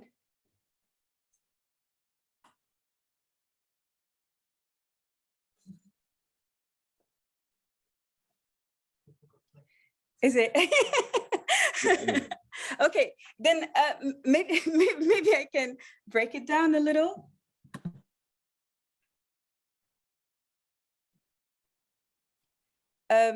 Perhaps I can try. Sorry?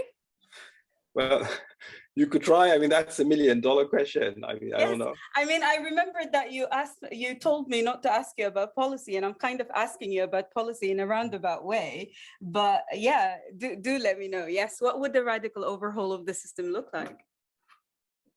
Well, I'll kick this off, and maybe Eddie can pick up, because I believe in his wisdom. So I'll start this off. I mean, you just read the figures. I think the most radical thing to do today is to put food into people's mouths. 1/3 of the country is going hungry. The second most radical thing to do probably was to put children into school. Because almost 7 million kids are out of school, and another 12 million have interrupted education. How you would bring that about is a function of reworking the economic order in Sudan. And that links up to what Eddie was talking about regarding the sort of the fact that you have these swollen cities living on the labor of impoverished peasants, many of them women in the countryside, living off agricultural products that are sold off in the global markets. Whether you can solve that problem in one country is something for the people who write very, very big books. And hence, I'll give this over to Eddie.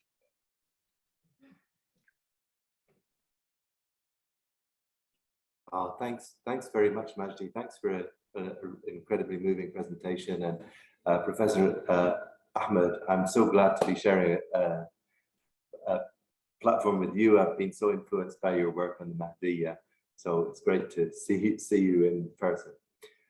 What would a truly radical alternative be?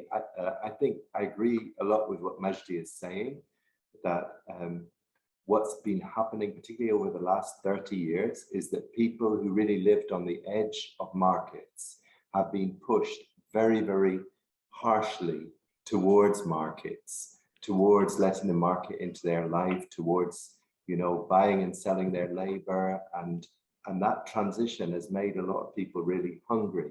And at the same time as that's been happening, all of the sort of free education, free healthcare, it was imperfect education and healthcare systems in the past, but now everybody has to pay for them, and there's a greater demand for education to manage this transition to markets. There's a greater demand for healthcare in Sudan as well. So a system which provided food, which provided guarantees regarding healthcare, access to health and access to education, would be a real transformation for Sudan and might allow Sudanese people to think through another political order. On the question of the political order, I may be naive in holding out a lot of hope in the presence of resistance committees. And I think the one thing that I admire most about the resistance committees is their lack of political agenda. I think what they've turned themselves into is a political force which military figures, former militias, civilian technocrats, they all have to reckon with. So they've embodied an incredibly moving story of Sifta Nafur and Wadaka that Dr. Magdi was giving us. These are people who've really put their lives on the line for a different kind of Sudan. One of the things that somebody like Jibril Ibrahim might say is that the resistance committees are full of urban, educated youth, that he has a different constituency. But I think the resistance committees definitely are trying to organize outside the capital. And in a way, what Sudan needs is an institution that can organize across the rural-urban divide. It's only got military institutions that can organize across the rural-urban divide. And these military institutions are very predatory. But if it would be possible to have a civil political movement that was organized across the country, that people in power at some level feared, I think that would be a great way forward for the country. And I don't think that these young revolutionaries, these wonderful young people, so movingly described by Dr. Magdi, I don't think they should be put upon to describe the terms of the compromise they're prepared to make with the military. I think they should be encouraged to set up a structure that is flexible, that is representative, that is adapted to Sudan's wonderful diversity, which Professor Ahmed described in such faithful detail. Thank you.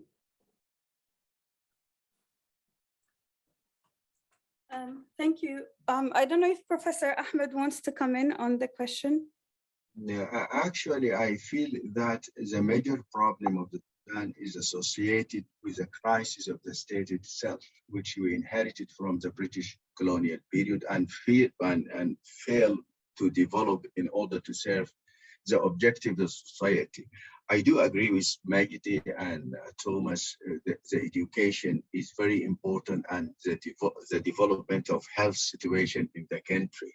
But if we don't have the right institution, government institution, it will be very difficult to develop such kind of institution. In terms of political pressures, yes, I do agree that the resistance committee are very important in order to enforce the political leader in Khartoum in order to change their institute. But I don't think that the resistance committee could bring a resolution. This largely depends on the quality of our political party, which we have it in the Sudan. The major crisis, we don't have a political, a good system in the Sudan, and the political party are very weak. In addition to, we inherited this problem of descriptive duality. When you look at the conflict between the communists from one side and the communists between the Islamists from other side, each one of the community concerned about their own interests with less concern about the public interest of the country as a whole. And I think this is one of the major problems. And as I mentioned, even in the structure of our political party, we have inherited from the British colonial period. When you look at the conflict between Ansar and the Khatmiya, between the modern forces and the traditional forces, between the center and the peripheries, this kind of problem created by the British and the post-independent government paid less attention to the development of political, social, and service institutions in the country.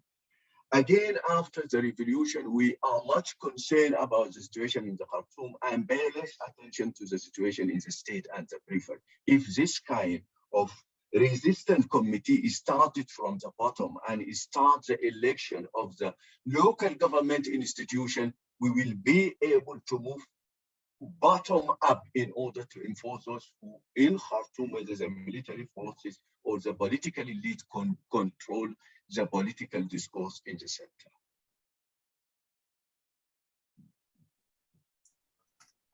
Thank you very much, Professor Abushok. I think just coming in on your comment in this respect, what I want to hear from you perhaps is, what was the real issue with the first wave of political organization in Sudan post-independence that prevented issues of decentralization, but also things like managing social and religious diversity from being addressed?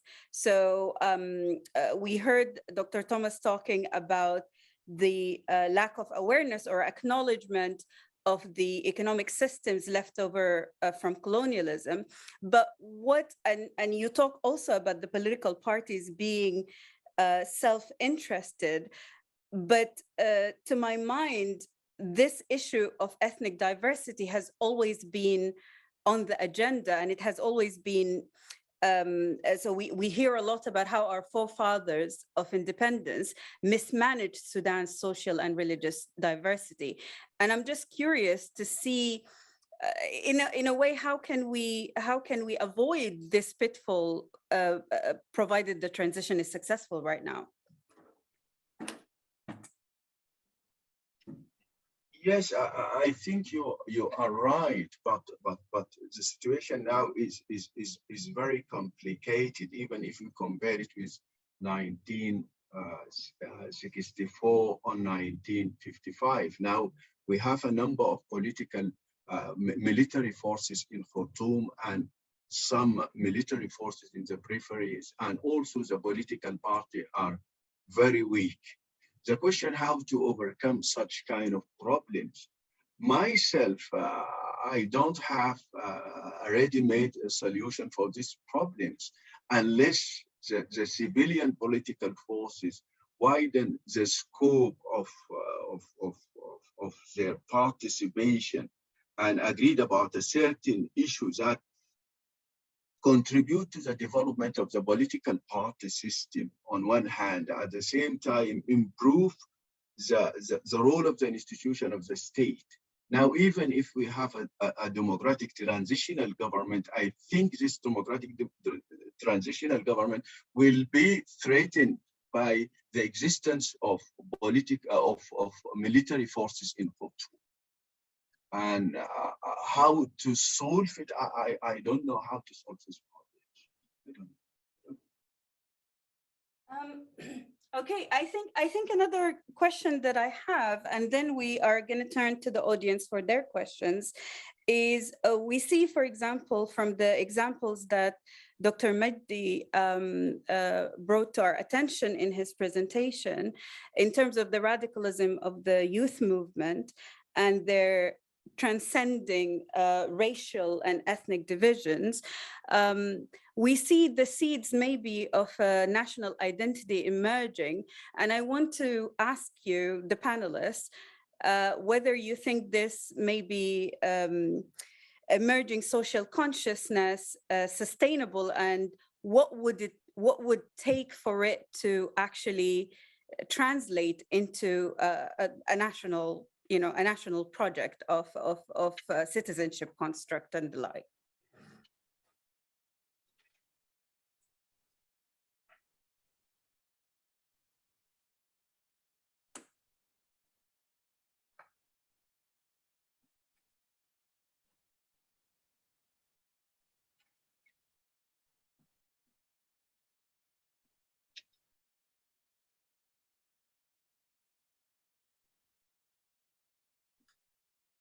That's the new Sudan. It is the new Sudan, I think. Yes. So I think my own observation is that the December Revolution actually changed the conversation about a number of issues that we have been struggling with.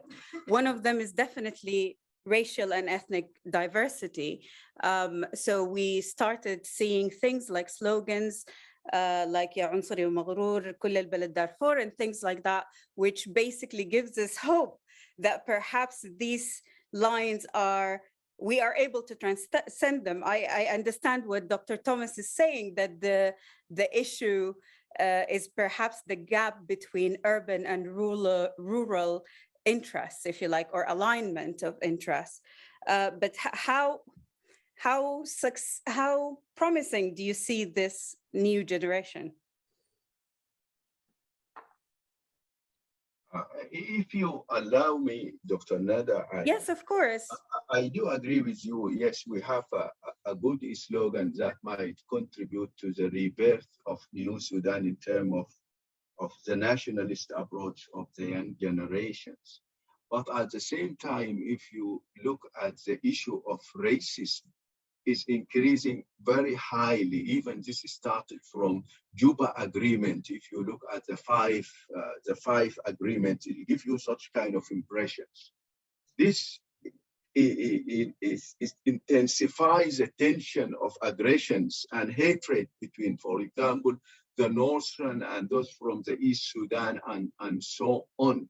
And the mismanagement of the peace agreement contributed negatively to this such kind of hope and glimpse of the new Sudan and the new nationalist approach that would enable us to overcome such kind of problem in terms of the management of social diversity and religious diversity in the country.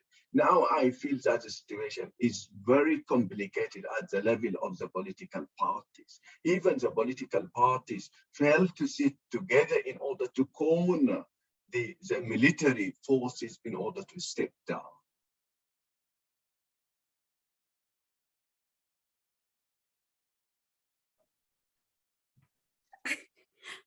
Magdi, do you want to come in? I think you're muted. Oh, I mean, I'm not sure what, I understand that you want something about the future, but it's... Yes, I do. I mean, you've invited historians, so I'm not sure how that works. I'm sure that it's the wrong question to ask. I want to know how, I mean, it's obvious from what you said is that you see this radicalism as particularly significant. But I want a reading from you as to how sustainable is this social consciousness, given that we have wonderful young people like the ones you talked about during your presentation. So a part of me wants to latch on to that hope that things are definitely going to be different in the future, especially if we keep on discussing history in this critical manner. So, I mean, just give me something, basically. I mean, you can, I'm not sure if it's a story about consciousness and if it's purely about the problems of consciousness and what people say about themselves or say to each other. That's probably a very important factor. But I think more important is the type of interests and sort of the forces that and contradictions that these people have to live through. And you only have to experience a place like Khartoum today to sort of glimpse maybe the severity of these contradictions. This is a city that was up to the 2000s, one of the safest places I've ever been to, including for somebody who is not from Sudan. And today, many parts of it are not safe.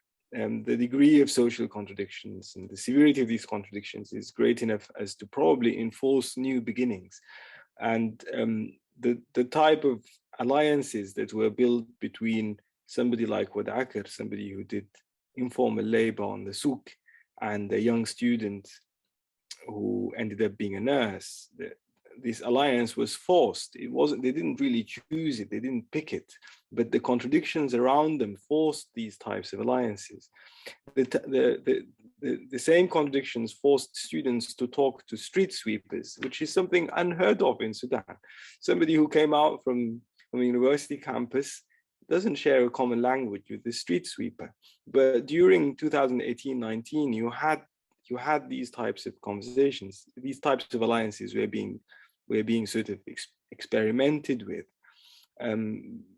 This crosses racial divides, like you've talked about. It also crosses social divides, broad and wide social divides. People from different worlds who are speaking to each other. Maybe that's the promise of the future. How it will play out while they're being shot at is something I can't vouch for. They're facing immensely powerful forces.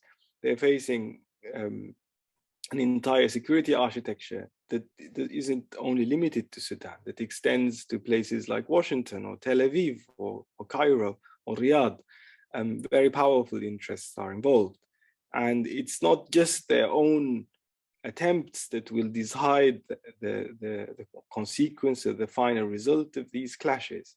They might wish for many things, and they might give grand and grave sacrifices, like what they've actually done. People were getting themselves shot on the asphalt in Khartoum in the hope that these sacrifices would by themselves in a way open the doors to a new world.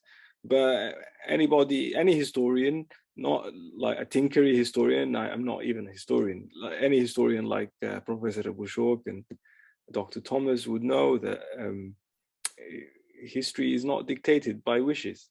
And these forces are sometimes just beyond you. And that's what you experience now in Sudan. The coalition of counter-revolution, that is working in the country is a powerful one. And you need to take stock of that. You need to take stock that it has managed to ally people like Burhan and Jibril Ibrahim in one camp. In itself, that's a feat. These were sort of enemies on the knife, as we say in Sudan. A few years ago, they were fighting each other on the battlefields, and now they're making their own. They're crossing their own racial divides, if you like. They're expanding the ruling class to include people who, until very recently, were not that part of that class, and they're learning this language of if you like, reconciliation from the position of the powerful, not from the position of the weak.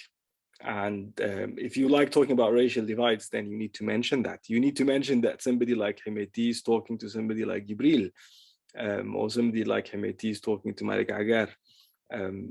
These are figures who have crossed racial divides too. So I'm not sure if that's what the merit is, the ability to cross racial divides or the ability to talk across social groups. That's very important. That's the way you build coalitions. But your enemies can do the same, and they can do it maybe sometimes more effectively than you do, because they do it autocratically without talking too much about it. And you need to converse, and you need to sort of convince people, you need to persuade people, you need to build a coalition, and that takes time. And saps energies and happens at the cost of people's livelihoods. People need to cut time out of the a few hours they have during the day to earn a living, they have to spend that time into persuasion and political work. Somebody like Wadakar has to stop being a day laborer in order to become a revolutionary, and he has to find livelihood and feed his mum at the same time. It's not an easy task. And I think we might be demanding too much from these young men and women. And I'd like to be a bit more humble about it, or a bit more sort of, I can admire them from afar, but I'm not sure if what we're asking them to do is actually reasonable. You want them to resolve the world crisis, not only Sudan's crisis. You want them to invent an entire economic system that is fair and gives justice and freedom. And very intelligent people haven't managed to do that. Anyway, I think I'll stop here without getting too pessimistic. It's not the direction you want me to go to. Eddie, Professor Abushok, would you like to come in, or should we take some questions online? Just to add what Majdi was saying, and I'm sorry to be pessimistic as well, but I think it's so moving for me, and I'm sure for you, Dr. Nada, to hear these young people, to see them challenging the horrible social divisions that the Sudanese system sort of imposes on people. It's wonderful to hear their discourse. It's so uplifting, but at the same time, there is a lot of, I feel there is a big turn towards racism as a political weapon. There's in a way, there's people in the northern Nile Valley and the richer parts of Sudan who are complaining that their wealth will be taken away by these rural upstarts who in many cases have been creating the wealth that they consume, but still there's this fear of engulfment, of being overthrown by the foreigners or the peripheral people that are now have a place in government, have a place in the security system, which they didn't really have before. And the other thing that's a concern is the push towards mineral extraction across the periphery in lots and lots of places. There are these nasty little wars going on. You're not really aware of them. They flare up now and then. There are wars about land. There are wars about access to natural resources.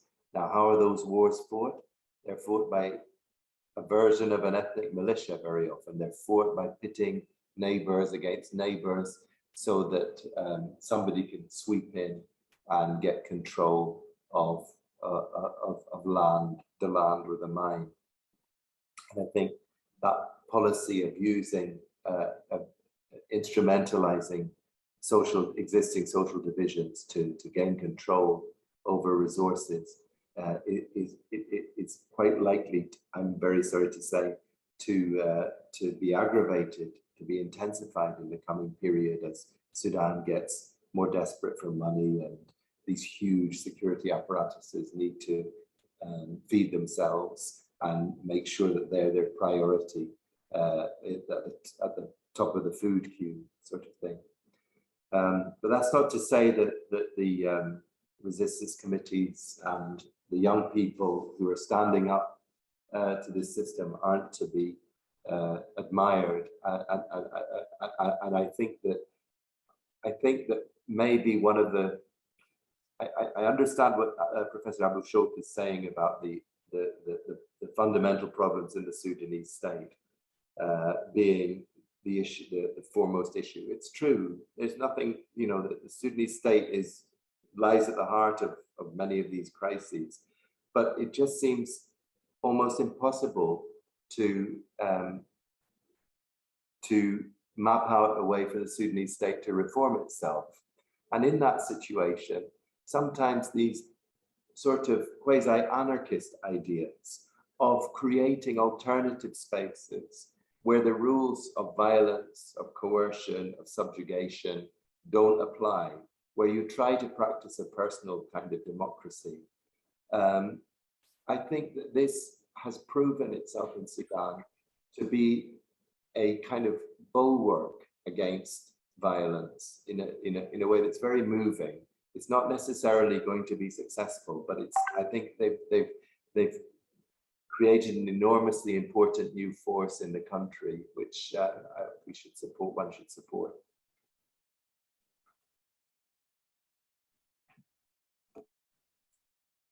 Thank you. Professor Abushok, do you want to come in? Or I can take questions online. I think you can take a question online because Okay. I have already made my remarks regarding the crisis of the state and so on. Sure. Rana, would you like to come in and maybe read for us the questions that you have?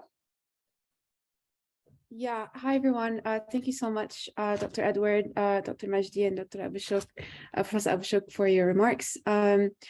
We don't really have written questions. We have two hands up, and I'll start with Aida Abushar. Hi everybody. Thank you so much to the speakers for their great presentations. And thank you, Dr. Nada and team for organizing such an exciting seminar series.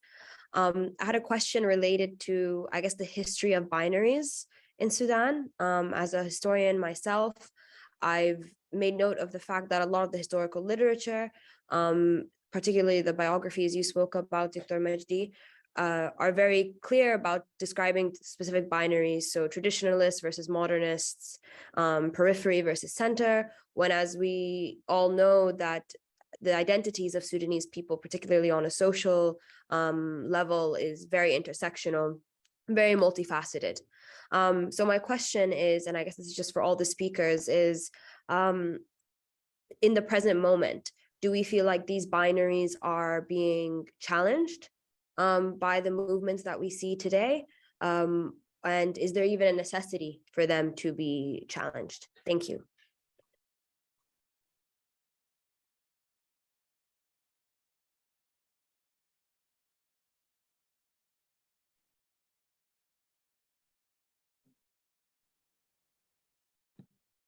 Or should I start you off since you're all silent? Thank you for your question. I'm personally not a big fan of I was a big fan of these binaries once upon a time. With time, I'm less and less a fan of their explanatory power.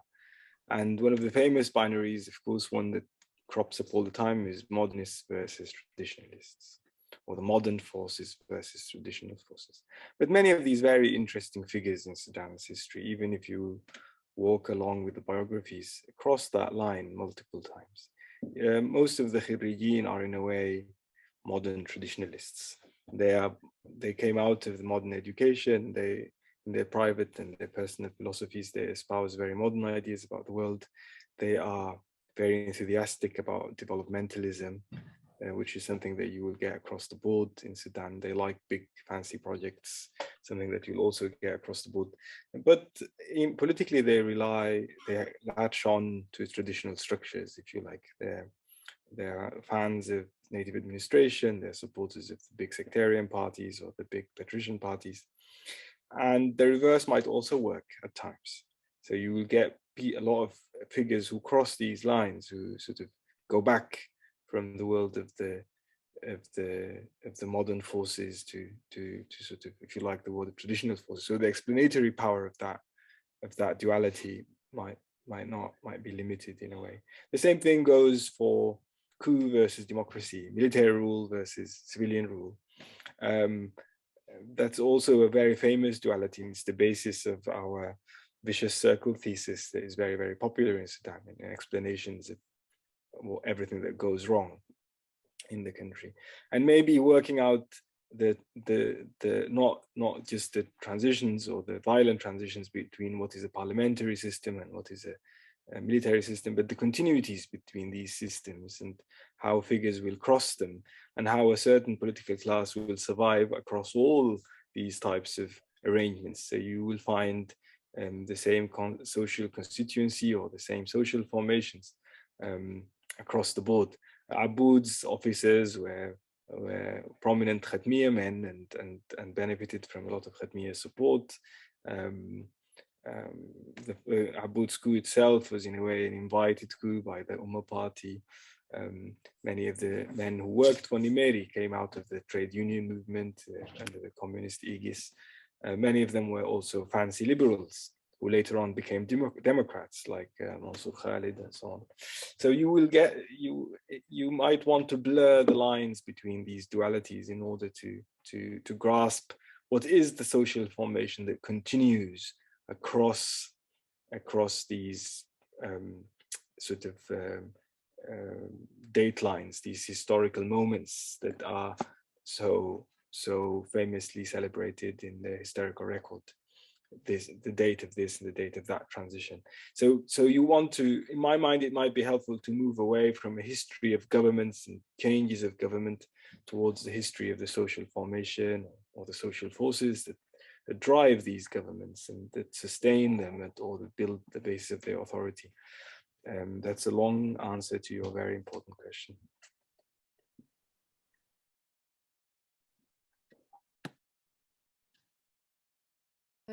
Okay, we'll move on to the second question from Mohammed Hashim. Or Mo Hashim.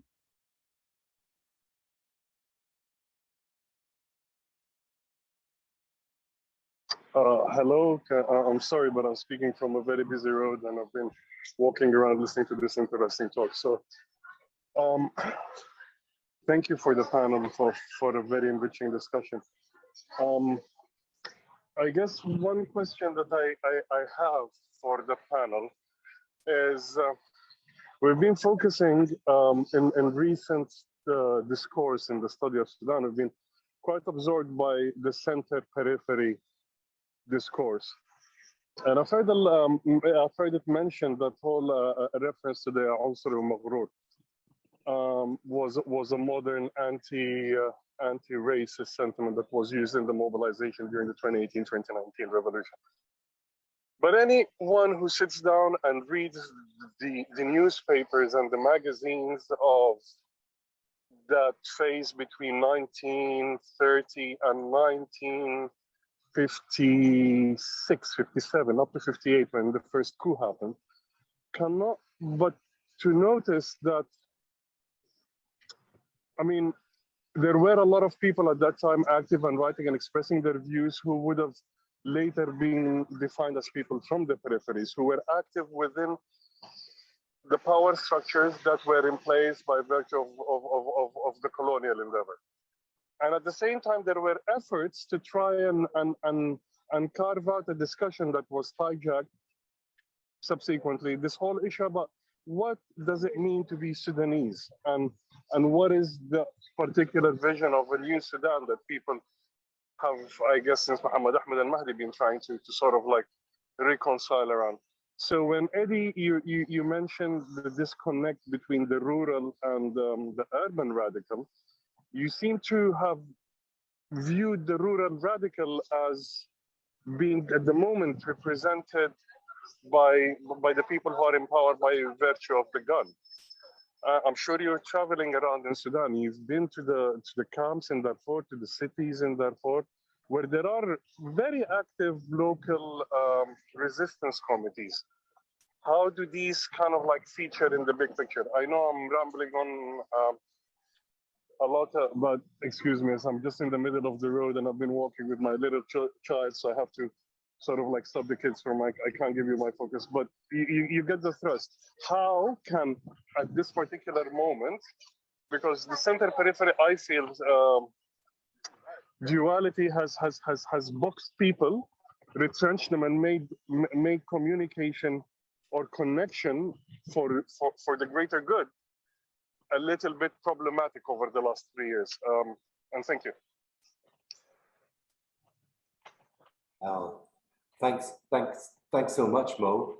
Sorry, do you want me to answer that, Rana? Yes, please. Okay. Yeah, thanks so much, Mo, for and I fully understand why you're rambling, because I feel I'm rambling too. It's such a big issue. There's so many threads, and it's hard to tie them together. I fully agree with you in what you're saying, that the people like Jibril Ibrahim are not the are not really the face of rural radicalism, but they're just exponents of a particular kind of resistance that emerged. Sit outside in a different table next door. That has emerged over the past, you know, over the post-independent period, I think. But there are lots of, there's a lot of very exciting ideas, that are being discussed outside these militia structures. It's just that the militia structures manage to dominate Darfurian politics, just in the way that the army dominates Khartoum politics for so long. So perhaps it was wrong of me to present these militia leaders as rural radicals, but they were the people who really managed to challenge the state. They often, from the time of John Garang, the term center periphery became popular in Sudanese discourse. It was actually a kind of model that emerged in the 1950s and 1960s, and it seemed kind of irresistible way of explaining Sudan's spatial inequalities. But you are correct, and the previous person who raised the question are correct in saying that it's a binary, it's simplistic, and it doesn't really, it's not all that useful anymore. I think one of the ways that I'm trying to understand the difference between the sort of the violent parts of Sudan and the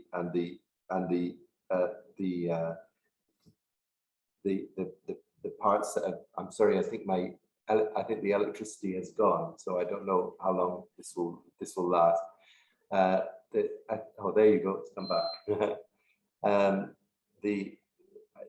I feel that one of the ways of looking at it, it might be better to look at it as a process of incorporation of rural Sudan, incorporating rural Sudan at a disadvantage through a whole lot of different multiple processes, but most importantly, the process of getting rural people who were a century ago were largely self-sufficient, to get them fully incorporated into markets, to get them producing surpluses for markets that people can profit from. And I feel that one of the big differences in it, one of the big basis for discrimination in Sudan is between those people who are still living an old kind of life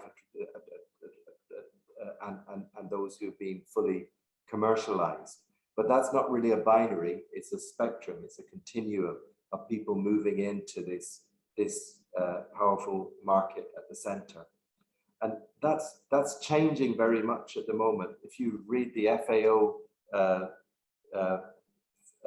reports, you see that what they call traditional agriculture is now outperforming commercial agriculture. The old farm is actually more likely to feed Sudanese people than the big plantation that makes profits. So I think there's a lot of instability about the center periphery view of the world, about the traditional modern view of the world. And I think that we need to be alert to the way that they're changing and reflect on how to discard these notions for something better. Sorry, that was a rather rambling answer, excuse me. No, that was brilliant. Thank you, Dr. Edward. We'll then take it back to the floor. Nada, I have one more question, but I'll... I thought Professor Abushok wanted to come in on that. Oh, yeah. Yes.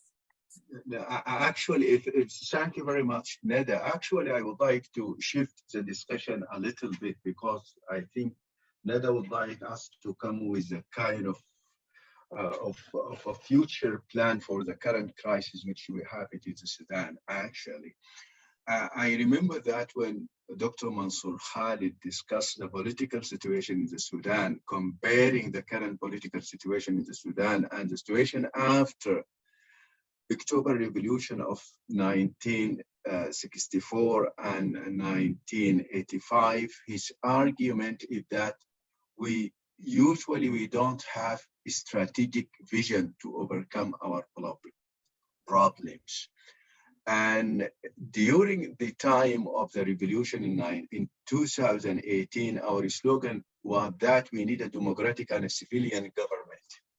Now we are in a transitional period. And if we look at this transitional period, the situation is very complicated if we look from a strategic perspective.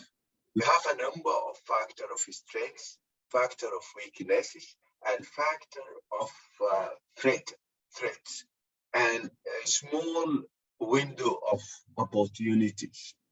If we look at the weaknesses are largely associated with the quality of political party which we have nowadays. For example, in 1946, we had only 5 political parties. Today, we have more than 150 political parties. The question is that if we would like to move from the current political situation and establish a kind of sustainable democratic government, to achieve that is very difficult. One of the threats, as Edward Thomas mentioned, associated with militia forces, which we have it in the center and the peripheries. If we would like to establish a kind of democratic system with the existence of these military forces, it will be very difficult. The only opportunity and hope is associated with the resistance committees. But when it comes to the issue of election and the political party competition, do you think this resistance committee would establish their own parties or would line with their traditional political party which we have it in the countries? This is one of the threats.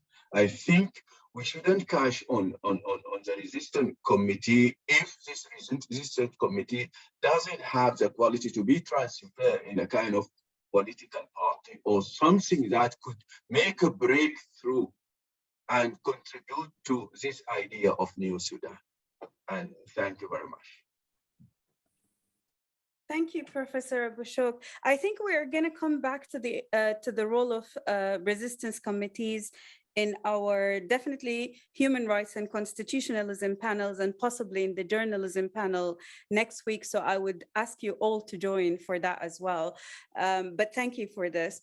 I want to take one question from the floor. It's a very impatient question, I must say. So if you can take the microphone to Scott, yes. Thank you, panelists, for an extraordinarily compelling series of presentations. I wanted to just pick up on this last exchange over the question of center peripheries and push back a little, because I accept that this terminology and this duality came into currency in the 60s and 70s, but nonetheless, there's a cogent argument that center and periphery were ultimately colonial constructs and artifacts and then post-colonial carry forwards. And I'm thinking here, although I don't want to endorse the argument fully, of Mamdani's point about the very differential way in which colonial administration was organized in the West and the South and then in riverine Sudan. But I want to raise the question now of the salience of this distinction between center and peripheries, and moreover, the question of the salience of the distinctiveness of the several peripheries. Obviously, that situation has changed now with the subtraction of the South, so that there remain effectively the residual South or the new South, namely Kordofan, and the West in Darfur. And that's obviously, I mean, obviously there are distinctions within each of those peripheral areas, just as there are distinctions within the center. So I don't want to go overboard with this, but I'm wondering how these distinct peripheries of Kordofan and Darfur continue to play a role in the evolution of contemporary political dynamics. Can I just check that you've heard the question? Yes? Yes? Do I? Do you want to come in? No, I just didn't catch the last line of it. It was a very interesting question. I didn't catch the last line, the last sentence. Just it's really asking you to comment on the continuing salience of specifically the West and Kordofan in the ongoing evolving political dynamics. So he's asking about the salience of the distinction between the center and periphery, but also between the different peripheries, specifically Darfur and Kordofan, and the impact of this on current political processes or conditions.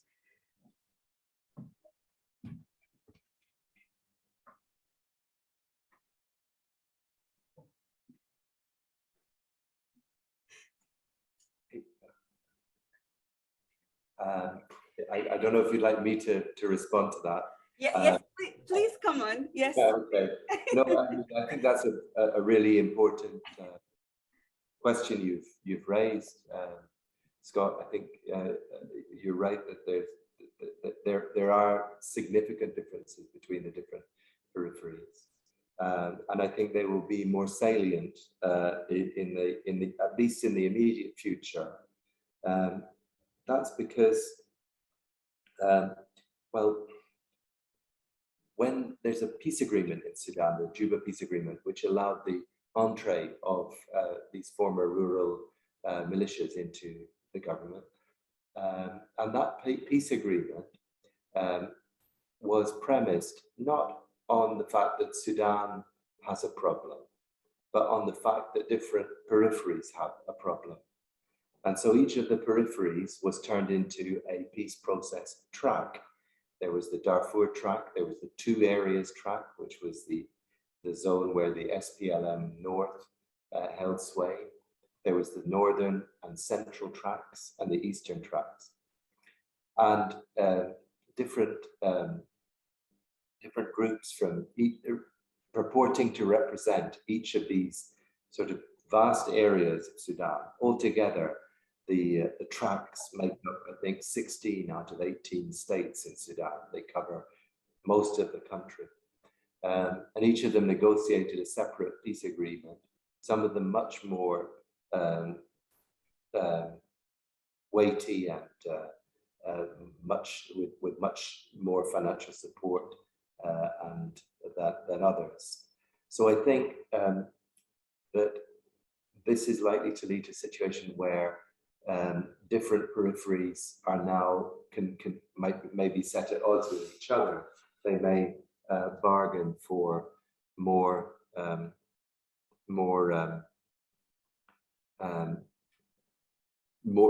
for things that they feel that somebody else has managed to get, and this will also lead to and is, I think, already leading to a competitive sense amongst people who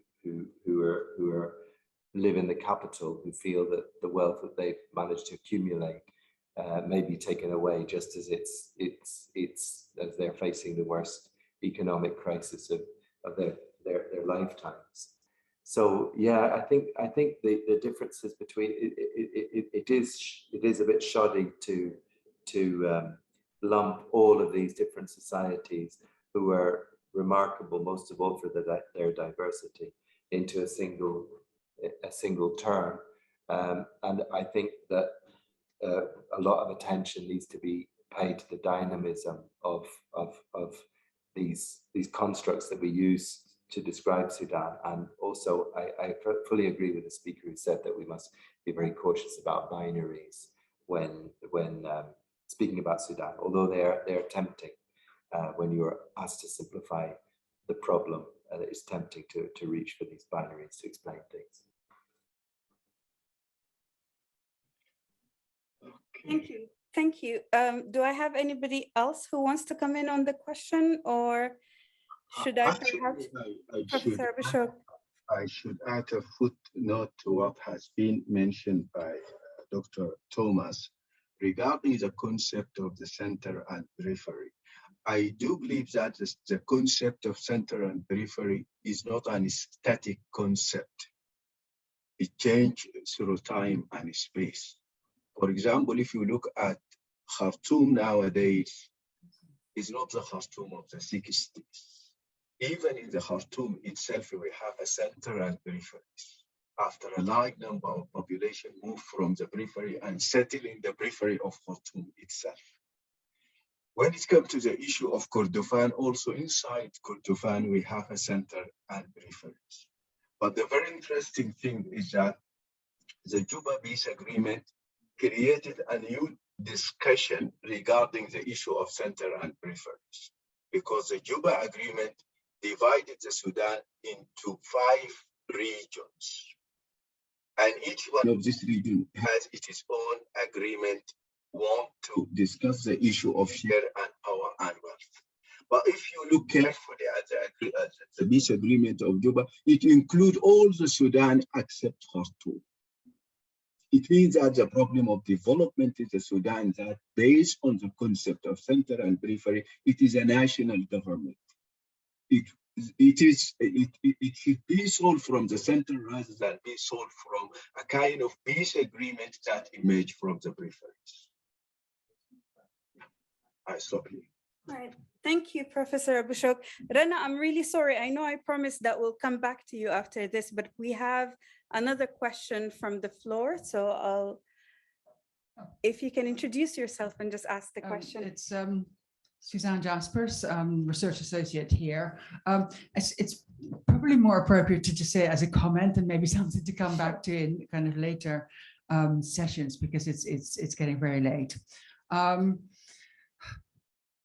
I guess two key areas, really. I mean, one is kind of coming back to something that Magdi said, and it kind of reminded me of some of the work that I've done on migration and the kind of despair that youth feel in Sudan. And at the time they were saying, I did a study in 2017, 2018. And at the time they were saying to me that, you know, I have a choice basically to die in a camp in Darfur or to die in the Mediterranean. And it seems like that has kind of changed from now kind of, you know, protest and possibly die in Sudan or still leave and possibly die in the Mediterranean. So there's this kind of, you know, they're just a real, it seems that people feel that those are the only real choices that they have. But then, just from my own work on kind of political economy of food and kind of history of food aid in Sudan, it's kind of, we're dealing with really kind of big issues when we're talking about, national and structural issues in terms of hunger and inequality. And Eddie has explained this very well, but I just wanted to come back to the real kind of stranglehold that Hemeti and the whole military security apparatus has over Sudan's economic resources and institutions. And yes, it's explained by, you can explain it by historical analysis, but yeah, a reliance on kind of resistance committees or youth to overcome this is very optimistic. I think it needs much more kind of higher level external intervention. And then just a final point there, when I looked at kind of the history of food aid, you know, when we're talking about, you know, a solution is to kind of feed people, and obviously that does need to be done. But if we're talking about food aid or strategic reserves, this has historically actually, even when successful, fed into, benefited those same military, economic institutions with their kind of military and security affiliation. So it's very difficult, given the current structure, to kind of alleviate hunger without reinforcing the inequalities. And those are, I know there's no straightforward question. I've been thinking about these things for a long time, but I just wanted to kind of, add that to the discussion. Thank you very much. Does anybody want to comment or come back on this? No? Rana, do you want to come and report on the question that you have? Yeah. Yes. Hi. Okay, go on. So Jeanne, I hope I'm saying that right. Jeanne Henry says, some people comment that Sudanese revolutionaries need a new Dr. John Garang, i.e. a charismatic leader, to unite society in a clear new vision, a leader. Based on the history, do you agree that this is the need for that there is a need for a charismatic leader to help Sudan pull away from the cycle of military dictatorships since independence? And I guess this is directed at all of the panelists. So we'll start with Dr. Thomas, then Professor Abushok, and then end with Dr. Majdi.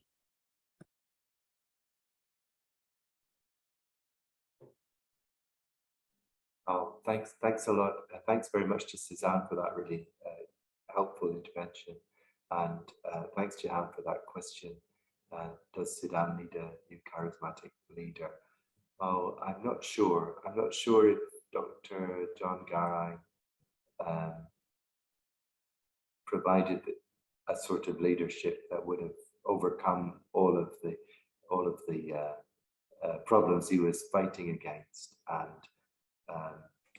I guess I would see I see that Sudan. I believe that Sudan needs a lot more democracy and democratic processes. I'm not sure if charismatic leaders are always the best people to deliver those democratic processes. So I'm a bit of a skeptic about that.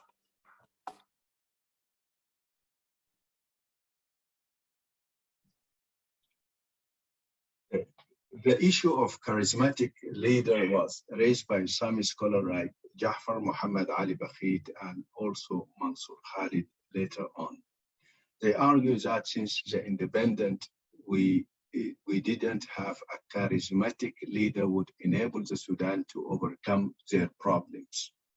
Comparing that with the situation in India, in the case of Gandhi, and the case of Indonesia with the Sukarno, don't have such kind of leadership qualities. But when we talk about charismatic leadership, number one, we need the right person. And number two, the right message that will get a good reception from the audience or the people at the grassroots level.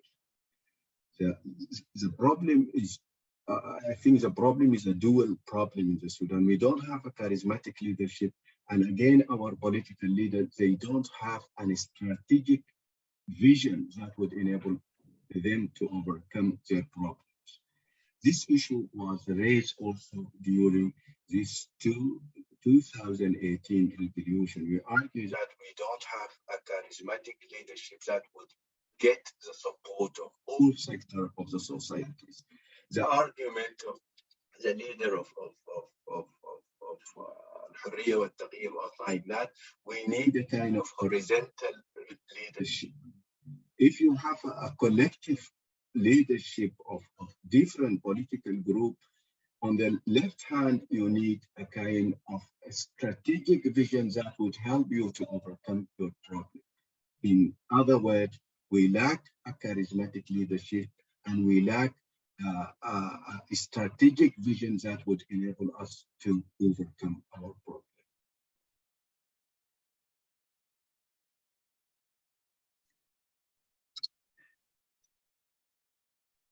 Thank you, Professor Abushok.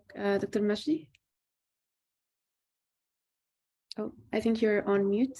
All right. So you want me to say something about leadership, or perhaps particularly on the charismatic character. Charismatic leaders, yeah. Well, first of all, thank you for the question. I'm not only skeptical. I think the record says we've had enough of those, and I'm not sure if we miss another one. And maybe the less charismatic leaders would be more helpful, or the less obnoxious ones might be more helpful. If the question is directed at the historical record, they were disasters and spelled disaster, including John Garang. And so I'm not just skeptical. I think I'm right away against it. I think that's exactly the wrong road to go. The right road would be something in the way that these young men and women were trying to do. They were trying to listen to each other, talk to each other, build alliances, build coalitions, mobilize along a panel of equality, not a panel of hierarchy. And that's another zone of thinking, another mental state, and also another idea of the world.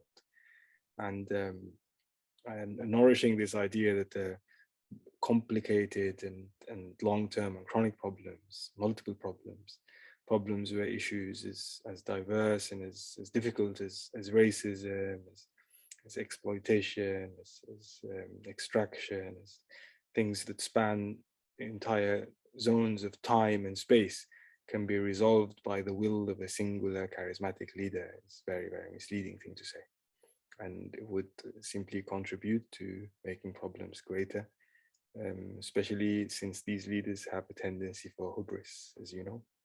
They think they can stamp people with their big, large feet, and they can kill at will. And we've got the historical record in the country says exactly, to my mind, that this is exactly the thing that you don't want, not what you want. Thank you all for your reflections. And then with that, I'll hand it over to Nada. You have a question? Okay. All right. So perhaps we can have a last question from the floor. And I promise, we're gonna draw it to a close. Maybe a couple of questions. Go ahead. If you introduce yourself as well. Hi, Sabooh Aziz, University of Khartoum. Thank you, all the panelists. Thank you, Dr. Abushok, Dr. Magdi, Dr. Thompson. Especially at this difficult time, the country is going through mourning for Her Majesty the Queen, and you guys are here giving your time. So much gratitude. My question really, Professor Abushok kind of touched on, which is given a blank piece of paper, how would you see the prospect for Sudan politically, economically, as well as geographically? Just a brief idea for all three of you. Thank you.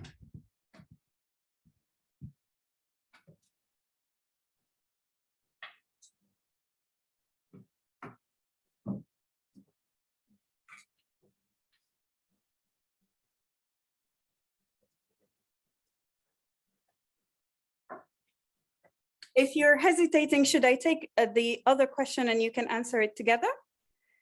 Shall I do that? Okay. Can we hand the mic over? Thank you.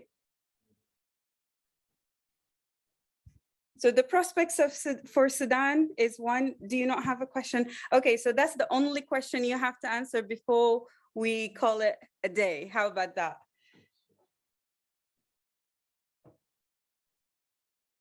Eddie, do you want to come in first?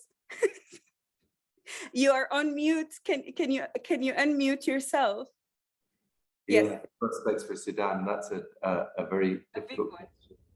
A big question. I feel that it's a bleak moment right now. A lot has been achieved in the revolution, and a lot has been lost. I think there's a lot of disorientation that people,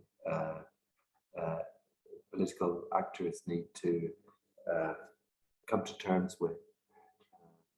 And I think that I'm very sorry to say that it's such a hungry place. It's so horrible to see the depth of the economic crisis that the country is facing at the moment. However, I'm in Sudan right now. One always feels more optimistic about Sudan being in Sudan, because I'm surrounded by all the spirits of the Sudanese people, and I think, you know, being around people doesn't make you feel pessimistic, but going through all of this political stuff does make me feel pessimistic. I'm not sure if I've got any magic wands to wave for Sudan.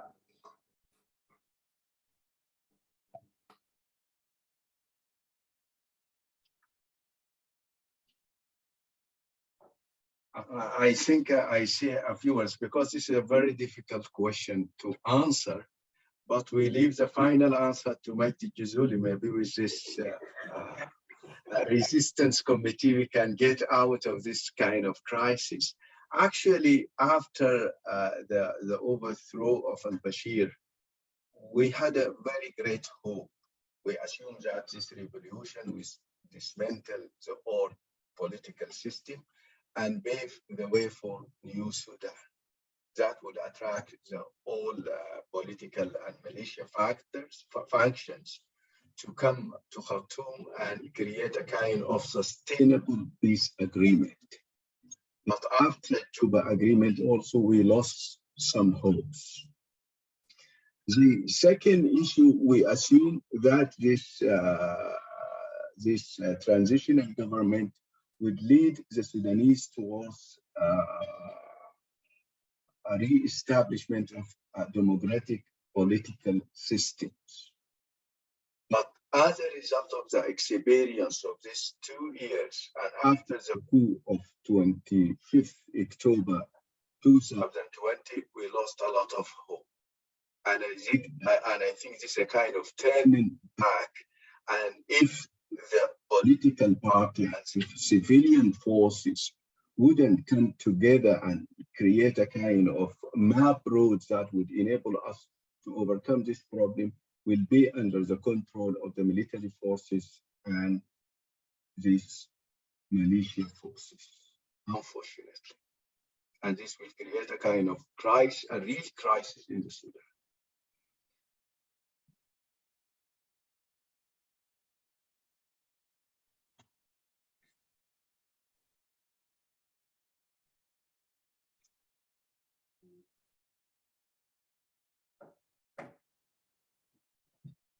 Magdi, would you like to come in or not?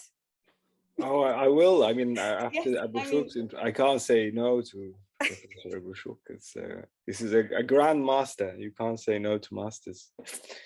Now, I'll tell you a joke. Maybe that's the best way to resolve this. A joke from the communist lexicon. Now, Farouk Koudoudeh, so both of you know him probably. Farouk Koudoudeh was an economist. He studied economy in Moscow. He was sort of a favorite economist of the party. Not a very successful one in economics, but anyway, an economist.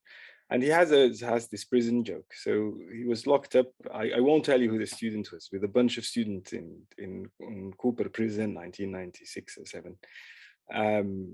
And then somebody got really bleak and unhappy and sad and depressed and so on. And Farouk, but in his way of caring for people, would ask him, what's wrong? How can I help you? And then this kid goes on and says, oh, I'm not sure how long this is going to be. I don't know. And I'm very worried about my family and my education and so on. And Farouk then tells him, well, now you're here, you don't need to bother about the future. You also don't need to bother about the past. Both of them you can't really change. So you might as well just deal with the thing as it is and play cards with us, as we all do. And then he said, are you convinced of the party's program? And the party's program involves what we call the National Democratic Revolution. Do you believe in the National Democratic Revolution? Student answers yes. Well, then, he says, if you believe in the National Democratic Revolution and you want to build socialism in Sudan, then you'll probably need to wait a long time. So get used to waiting. The point of the story is that the time scale of revolutionary changes is not individual lifetimes. And there is an element of revolutionary change in 1819. You can see that especially in the social content of that revolution, in the relationship between men and women, and how this is being reframed and rethought, in the relationship between different social groups, social classes, in these racial divides that are being reconfigured, re-argued, sometimes, of course, in the way that Eddie talked about, that it's being instrumentalized, but it's also being reconfigured in other ways, in the way that labor is in this type of strike action you're seeing now. These are elements of revolutionary change. The time scale of that fruition is not necessarily a lifetime. And if you want to wait for these big changes, socialism, in the words of Farouk Koudoudeh, then you'd probably have to wait a long time.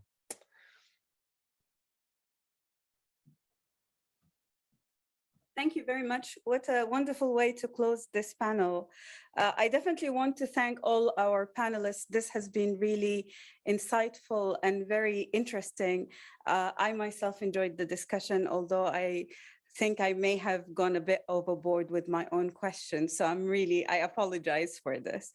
But thanks also to our attendees online as well, and those who attended here on campus. Thank you very much. And we hope to see all of you for our next panel, which is going to be on journalism. So again, next week at 5 p.m. KLT, but also on Zoom. Thank you very much. Thanks a lot. All right, appreciate it. Thank you.